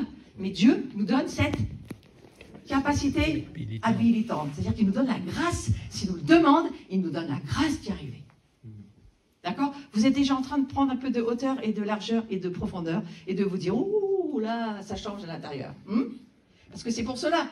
Nous sommes libres de notre nationalité, ethnicité. Nous sommes libres de notre éducation. Vous croyez que Jésus, il s'est demandé, oh, bah, je sais pas, Matthieu, là, je sais pas, ouais. Alors, il appelle Matthieu. Moi, je n'ai pas appelé Matthieu. Après, il appelle Pierre, il appelle André, il appelle Thomas. Il appelle... Drôle d'équipe, hein. Vous croyez qu'il s'occupe de savoir qui est qui? Non, il sait par le Saint-Esprit qui est en lui. Il sait, il connaît les cœurs, il voit, il sait, lui, il va faire l'affaire. Et vous voulez que je vous dise, il vous a choisi. Vous faites l'affaire. Allô? Faites l'affaire pour entrer dans des nouvelles dimensions que vous allez voir arriver. Nous sommes libres de notre éducation. Moi, j'en ai eu tellement marre de mon éducation, frères et sœurs. Il fallait dire 3 fois non, parce qu'on a, même quand on nous demandait quelque chose qu'on avait envie de dire oui, non, 3 fois non, et au 4e, tu dis oui seulement. Quelque chose sur la table, tu es chez quelqu'un, on te propose, est-ce que tu veux encore ça? 3 fois non, et la 4e, c'est oui. C'est un genre d'éducation. C'est très lourdingue, hein. Et il y a 1 millier de choses comme ça que je ne vous développe pas. Tout ce qu'on nous a éduqués, hein. Serre tes coudes, parle pas à ta, boucle là, hein? Voilà, moi je sens que ça monte. Allez, si on devait en parler, il y en a pour 3 jours, hein? Et ça se fait pas, et ça se fait. Tous ces protocoles, on n'en peut plus. C'est une tyrannie, ça aussi. Ah oui, mais quand même, il faut être éduqué. Oui, mais si on a l'Esprit Saint, on est éduqué. Parce que l'Esprit Saint, il nous apprend beaucoup de choses, si on vit avec lui. Je voudrais vraiment mettre l'Esprit Saint en avant aujourd'hui. On a parlé du Père, on a parlé du Fils. Et tout à l'heure, je sentais le Saint-Esprit me dire, je suis là. Je suis là. Sans toi, je ne peux pas vivre. Parce que lui, au moins, on ne le perd pas. C'est pas comme nos lunettes. Hein? C'est pas comme, des fois, on a arrangé un truc, impossible de remettre la main dessus. Le Saint-Esprit, il est dedans, on ne le perd jamais. Il s'est accroché à nous, il a décidé d'aller partout où on va. Il y a des endroits, très sincèrement, il se ferme les yeux, il peut... Parce que vous l'emmenez dans des endroits, ça ne lui convient pas. Hein. Mais il va vous le faire savoir de plus en plus si vous vivez dans cette dimension. Ouais. Mais c'est formidable d'avoir le Saint-Esprit en nous. On va être libre du statut économique, ça je ne développe pas, parce que tout cela, pour le Seigneur, n'a aucune valeur. la seule valeur qui vaille, c'est Christ en moi. Alors vous imaginez, il faudrait bien savoir qui il est, être en relation avec lui, passer du temps avec lui, vivre avec l'Esprit Saint qui lui glorifie Jésus en nous et nous parle du Père et du Fils. Et une chose extraordinaire, la Trinité, ils sont toujours d'accord. Ils ne sont jamais pas d'accord. Donc c'est une grande force des cieux. La déclaration « Nous sommes un » est vraiment fascinante. Je vais y revenir un tout petit moment. Parce que la traduction est très belle ici. Ainsi, alors je vais lire la Passion de Corinthiens 5, 17. Ainsi, si quelqu'un est uni à Christ, il appartient à une nouvelle création. Les choses anciennes sont passées, voici toutes choses sont devenues nouvelles. Ça, c'est celle qu'on connaît. Mais regardez celle-ci. Maintenant, si quelqu'un est en Christ, il est devenu une toute nouvelle kainos, création. Tout ce qui appartenait à l'ordre du passé a disparu. Regardez bien. Tout est kainos. Regardez bien. Comment est-ce que vous regardez pour voir cela? Par la foi. Par la foi, je comprends que le monde a été créé par Dieu. Par la foi, je peux voir que les cieux sont plus réels que la terre. Par la foi, je peux voir que ma vie éternelle, elle est déjà en moi. Par la foi, je peux voir tout ce que le Saint-Esprit peut me faire voir. Par la foi, je peux voir que le sang de Jésus suffit pour moi. Par la foi, je peux voir qu'il n'y a pas de mort en Christ. Il n'y a que des gens ressuscités. Par la foi, je peux voir. Donc, regardez et vous allez voir. On doit se regarder l'Église comme quelque chose de complètement neuf. Quelque chose qu'on doit découvrir par la foi. Oui. Nous sommes le rêve de Dieu. Ça, c'est quelque chose que j'aime bien. Nous sommes le rêve de Dieu. Nous sommes enfin devenus la réalité dont Dieu a rêvé pendant tellement longtemps. Les prophètes l'ont écrit, ils ont rêvé, voir et pouvoir vivre ce que nous sommes devenus, mais que nous ne voyons pas et que nous ne comprenons pas par la foi. Quel dommage, parce que les prophètes, eux, ils nous ont vus comme on était en vrai, en réalité, dans les cieux, et nous n'arrivons pas à voir qui on est. Comprenez? Donc il faut voir pour cela. Et pour ça, il faut bien sûr la capacité par l'Esprit Saint qui va nous aider au moyen de la foi. Par lui, nous avons accès au moyen de la foi à ce don gratuit de Dieu qui nous est désormais acquis. Et notre fierté se fonde sur l'espérance d'avoir quoi? Part à la gloire de Dieu. Vous voulez le dire? Vous voudriez le dire pour vous? J'ai part à la gloire de Dieu. Ah oui, je m'excuse, c'est pas le même verset du tout là. Alors ça c'est autre chose. Excusez-moi parce que là je suis pas sur le bon visuel. C'est dommage.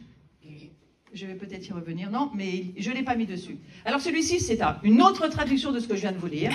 Donc ça va marcher quand même. Jésus est l'étreinte de la grâce de Dieu à la race humaine tout entière. Nous sommes là, alors c'est la traduction du verset que je viens de vous lire. Nous sommes là, mais c'est la traduction Mirror. Nous sommes là, nageant dans la béatitude radieuse de notre innocence rachetée. Ah, je crois que ça faisait très catholique. Nous sommes le rêve de Dieu devenu réalité. Ah, nous sommes le rêve de Dieu devenu réalité. Dis à ton voisin, hé, on est devenu le rêve de Dieu.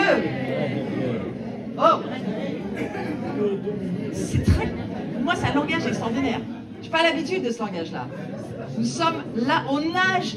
Regardez, Gilles, il nage dans la béatitude radieuse de Jésus. Mais c'est magnifique. Mais c'est juste magnifique. On est le rêve de Dieu. Oh, quand tu es déprimé, que tu te lèves le matin, rappelle-toi ça. Je suis le rêve de Dieu. Et tu te dis, je ne sais pas comment il fait, mais il y croit, lui. Hein?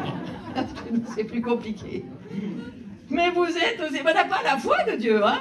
Hein? Mais on va y arriver, ça va venir. Je vous promets que ça va venir. On va avoir la foi de Dieu. Oh, mais j'aime ces images. Moi, j'ai été beaucoup, on va dire... Le monde protestant, on l'a tout enlevé, il n'y a plus que des murs. Donc moi, j'en rajoute aujourd'hui. Hein, j'aime les icônes, j'aime les rituels, j'aime tout ce qu'on m'a empêché d'aimer. Donc, accepter cette idée. On peut être différent. Donc, recherchez donc les réalités d'en haut, là où se trouve Christ. Et on va lire ce verset. Je vais vous lire, c'est un peu petit pour vous qui êtes au fond. Excusez-moi, mais je vous le lis. Mais vous êtes aussi ressuscités avec Christ. Et pour vous réveiller de votre sieste, vous êtes aussi ressuscités avec Christ. Recherchez donc les réalités d'en haut, là où se trouve Christ, qui siège à la droite de Dieu. Où se trouve Christ? Qui vit chez vous? Alors, il est en haut ou il est en bas? Où est-ce qu'il est? Ah ouais? Moi je crois que si Jésus revient, c'est quand même parce qu'il vit là-haut. Il n'aurait pas besoin de revenir. On l'attend, il doit revenir. Pour les Juifs, il vient, pour nous, il revient. Il s'appelle Yeshua, il s'appelle Jésus, il s'appelle un tas d'autres manières pour les autres nations. Mais il revient. Donc c'est bien qu'il n'est pas là. Qui est là? Voilà, l'Esprit Saint. Mais quand même, ce qui est curieux, c'est que vu qu'ils sont trois en un, qu'ils ne se séparent jamais, si t'en as un, t'as les trois. C'est rassurant, hein? Donc voilà, non mais là je vous laisse, Gilles expliquera un jour ce mystère. Là je laisse, c'est à lui, ça lui appartient, c'est sa maison. Mais nous vivons avec la Trinité. Ouais.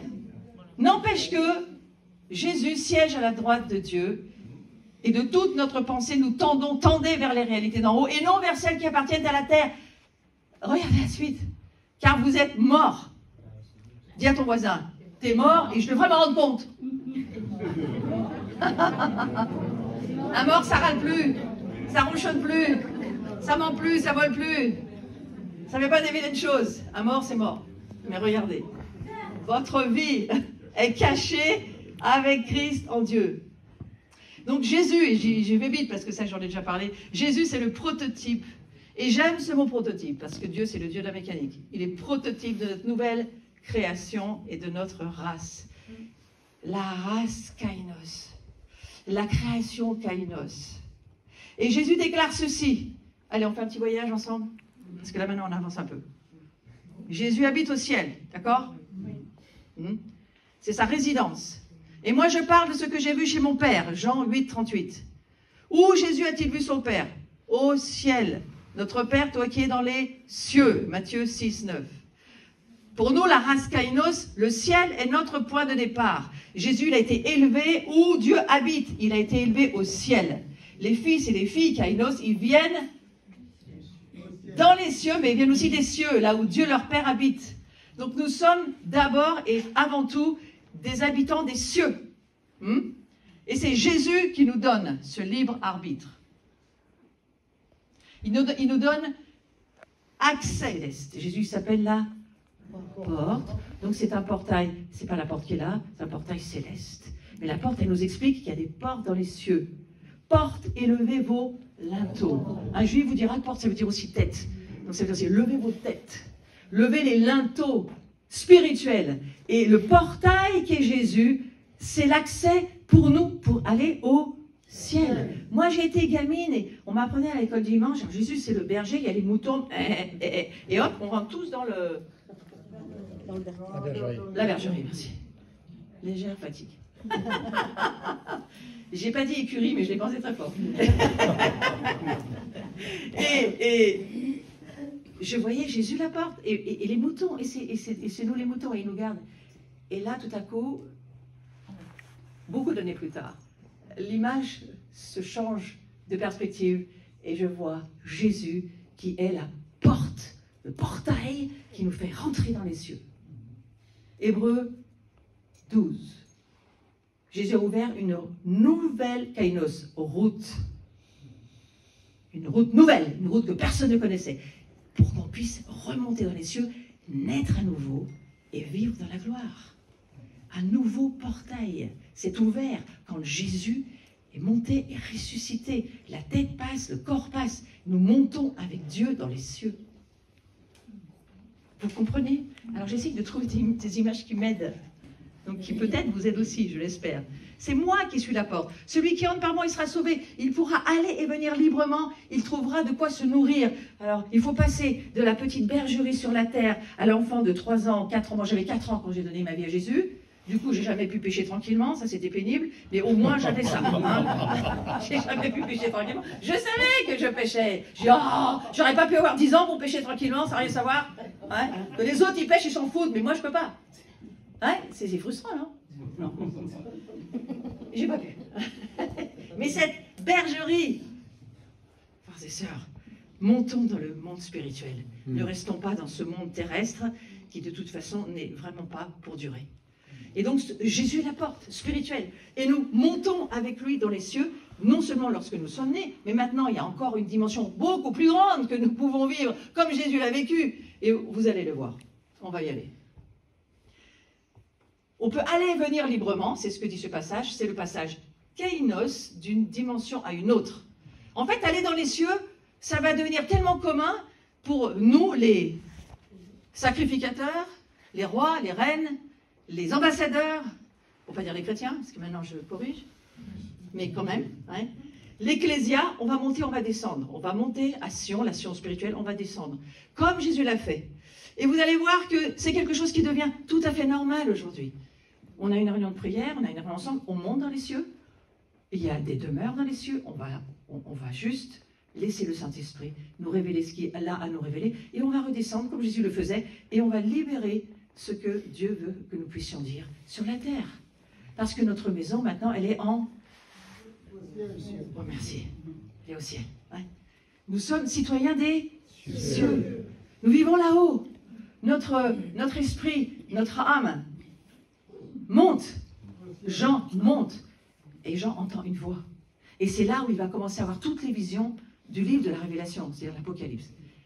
Qu'est-ce que Dieu va lui révéler? Jésus.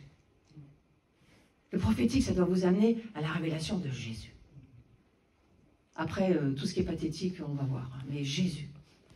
Jésus, c'est lui qui nous a révélé. C'est pour ça que Jean va écrire ce livre impressionnant. Mais parce que Jean montait dans les cieux. Et il savait monter. Alors, de nombreux peuples viendront en se disant les uns aux autres, venez, montons au mont de l'Éternel, au temple du Dieu de Jacob. Il y a un magnifique chant de Corinne Lafitte. Hein.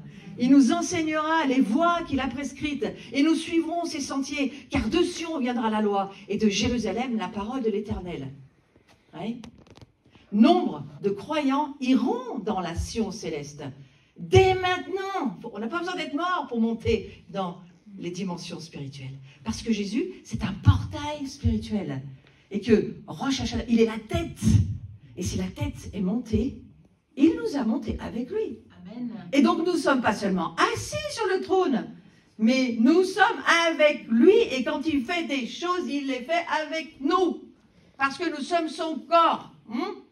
Je suis allée avec un groupe prophétique, on va dire, on organisait un voyage en Israël, et on devait monter sur le mont Sinaï, merci.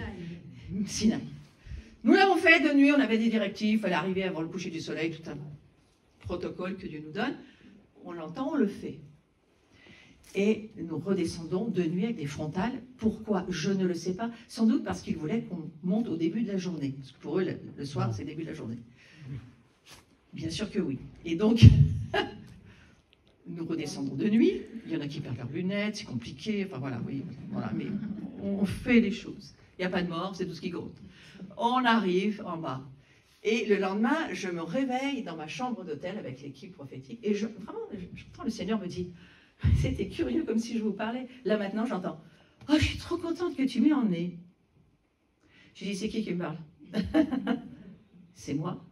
Je suis contente que tu m'aies emmené sur ce mont Sinaï. J'ai dit à Dieu, mais tu y vas quand tu veux. Non. J'y vais si tu m'emmènes. Vous comprenez ça, vous? Quand tu dis oui. Vous comprenez ça, vous? Ça me pose toujours question, hein? Enfin, Jésus, tu vas quand tu veux. Pourquoi m'a-t-il dit ça? Parce qu'il n'est pas incarné aujourd'hui. Il est dans les cieux, mais son corps est glorifié et il ne revient pas pour l'instant. Il est dans les cieux, on est d'accord. On a l'Esprit Saint. Il a peut-être des envies qu'on ne soupçonne pas. Il a peut-être des envies d'aller faire des voyages et c'est pour ça qu'il nous envoie. Parce qu'il nous demande de dire pour lui, de faire pour lui. Il nous demande une collaboration. Il pourrait tout faire tout seul s'il voulait. Il n'a pas décidé. Il est remonté, il a dit, stop, moi j'ai tout fait, maintenant c'est toi. Tout ce qui se passe autour de toi, dans ta vie, dans ta région, dans ta nation, dans les nations, ça te regarde. Je t'ai donné le gouvernement. Je suis venu, j'ai payé le prix pour que tu ne sois plus considéré comme pécheur. Maintenant tu es saint pour moi, tu pêches de moins en moins, c'est parfait, mais de toute façon, je vais être obligé de t'utiliser, j'ai personne d'autre. C'est à toi qui parle, c'est pas à moi. Hein. Aussi, il parle à toi aussi, et il te dit, j'ai besoin de toi. Pour la Bretagne, j'ai besoin de toi. Pour la France, j'ai besoin de toi. Pour gagner les âmes, j'ai besoin de toi. Parce que moi, je vis là-haut. Et que je ne veux pas revenir. Mais j'ai mis mon esprit dans toutes vos vies. Et maintenant, est-ce que tu voudrais aller où j'ai besoin d'aller? Donc j'étais quand même assez contente qu'ils me disent « Ah, c'était bien parce que j'ai pu aller au Sinaï avec toi. » C'est des fois, c'est peut-être comme un parent qui veut encourager son gamin et qui lui dit « Oh, c'est bien, t'as fait un truc super, je suis content. » C'était complètement moche, mais le père dit « C'est bien, c'était bien. » On s'en fiche, parce que tu es content. Nous, on va être content avec Dieu, non? On veut le rendre heureux, Dieu, non? Ouais? Parce que si on veut être son rêve, il vaudrait mieux qu'il se réjouisse. Et pas qu'il passe sa vie à faire des cauchemars. D'accord? D'accord. Donc, soyons le rêve de Dieu. Et comprenons que Dieu a besoin de nous sur cette terre. C'est vraiment important. Je vous promets que c'est important. Parce que vous n'êtes plus des étrangers ou des résidents temporaires. Vous êtes concitoyens des membres du peuple saint. Vous faites partie de la famille de Dieu. Mais enfin, si on fait partie de la famille de Dieu, ça doit être différent des gens de ce monde. Oui, bien sûr. C'est évident, Watson. Ah. Est-ce qu'on mange et on guérit? Voilà, c'est ça. Alors moi, je me dis juste, je veux être concitoyen des membres du peuple saint. Vous faites partie de la famille de Dieu. Éphésiens 2, 19. Vous savez de quoi je parle là? Je parle de l'ordre de Melchisédek. Un peuple céleste qui opère à partir du monde invisible, l'oracle précis de Dieu venant de Sion afin d'affiner la terre. Là, je vous lis un texte que j'ai retrouvé, excellent. C'est là où nous nous tenons sur l'horizon d'un monde nouveau, un monde kainos. C'est le modèle donné par Jésus. Et regardez où on va maintenant. On continue le voyage? Oui, il ajouta, je vous l'assure. Vous savez pourquoi il dit ça? Parce qu'en fait, il voit que les gens ne croient pas. Après, il dit, oui, je vous l'assure, vous verrez le ciel ouvert et les anges de Dieu monter et descendre entre ciel et terre par l'intermédiaire du Fils de l'homme. Mais où vit le Fils de l'homme? Dans les cieux, mais en nous, parce que l'Esprit Saint, lui, est aussi porteur de la Trinité. Donc, il est aussi en nous, Christ, en moi, l'espérance de la gloire. Donc, évidemment, qu'il vit en nous, Christ, par le Saint-Esprit, par la foi que nous croyons qu'il vit en nous. Alors, s'il est le portail, qui sommes-nous? Allez, c'est simple, il faut répéter ce que je viens de vous dire. S'il est le portail, nous sommes... Oui, amen. Alors, tu as gagné quelque chose. S'il est le portail en nous, nous sommes le portail. Donc, nous sommes la porte spirituelle par laquelle les cieux montent et descendent et va passer au travers de nous, les cieux. Dis à ton voisin, j'aime le portail que tu es.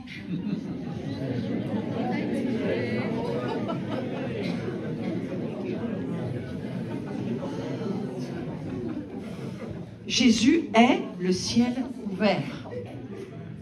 Je mets quelques images pour nous aider, frères et sœurs, c'est tout.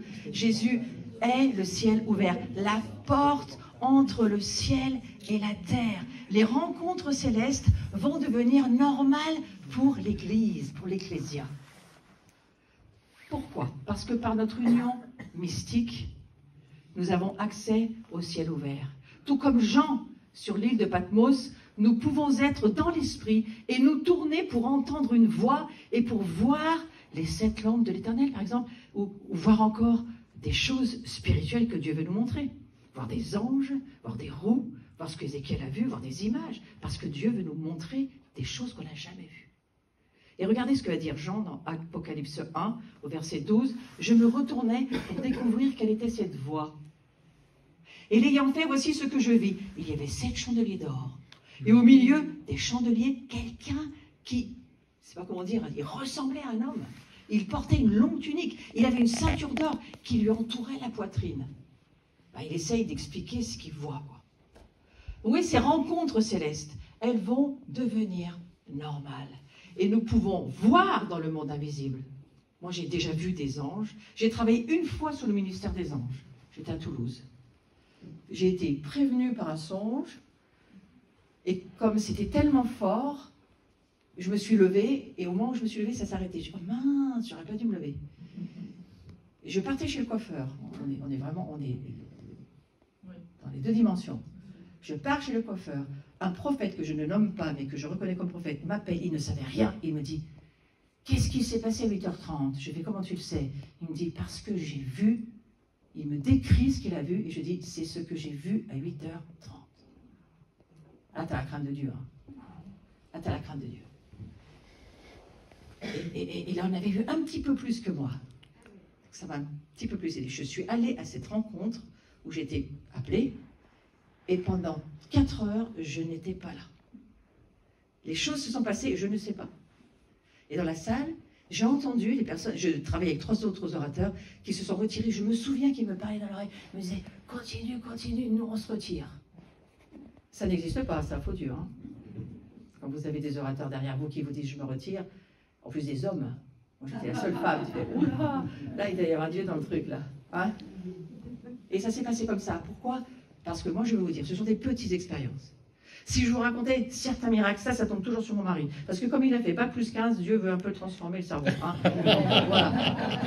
Des expériences de miracles, des choses qui n'existent pas. Je ne vous dis pas parce que sinon vous allez vouloir voir et lui, ça l'énerve. Mais il y a vraiment du miracle. Nous sommes en train d'entrer dans une période de miracle. Nous, ça fait 10 ans que Dieu nous dit, n'en parle pas.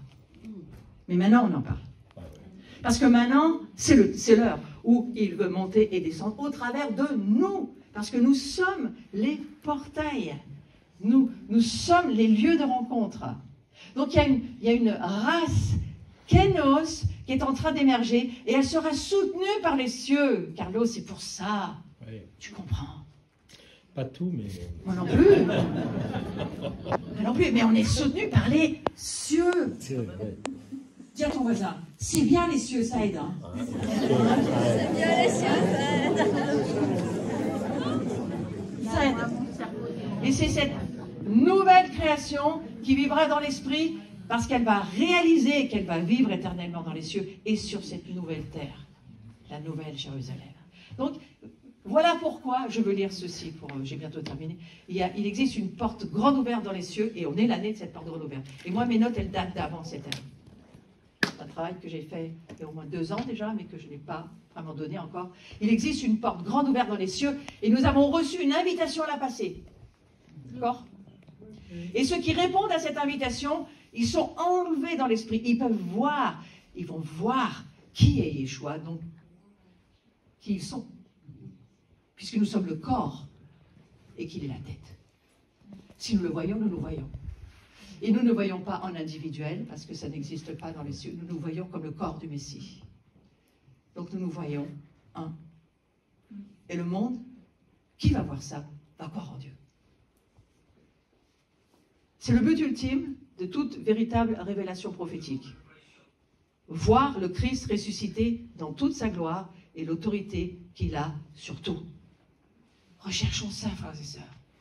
Recherchons le Christ ressuscité dans toute sa gloire et l'autorité qu'il a sur tout. Être avec Christ dans les cieux. Père, mon désir, c'est que ceux que tu m'as donnés soient avec moi là où je serai. Et qu'ils contemplent ma gloire. Ça, c'est notre programme pour cette année, d'accord? Vous êtes d'accord? Hein? Celle que tu m'as donnée parce que tu m'as aimé avant la création du monde. Donc je crois que Jésus et le Père nous attendent dans les cieux et lorsque nous l'adorons, lorsque nous montons, que nous sommes unis avec le Seigneur, les esprits que nous sommes ensemble, nous montons. Et les communautés en union qui montent ensemble produisent un poids éternel de gloire aussi. On peut monter seul, on peut monter à plusieurs, on peut monter en nation, on peut monter plusieurs nations ensemble. On peut monter la famille globale ensemble. Si vous avez suivi le mercredi après-midi, il y avait combien de Chinois? Il y avait 1000 Français pratiquement, 900 et quelques Français. Il y avait moins d'Allemands pour une fois, j'étais fière. Il y avait des Français. Et les Français doivent être au rendez-vous dans les nations. Ouais. Et il y avait beaucoup de Chinois, il y avait beaucoup d'Américains, de Canadiens, du Royaume-Uni, des Islandais, des Japonais, des Coréens, ensemble. C'était l'église du cloud. Hein? À quoi ça sert l'église dans les nuages?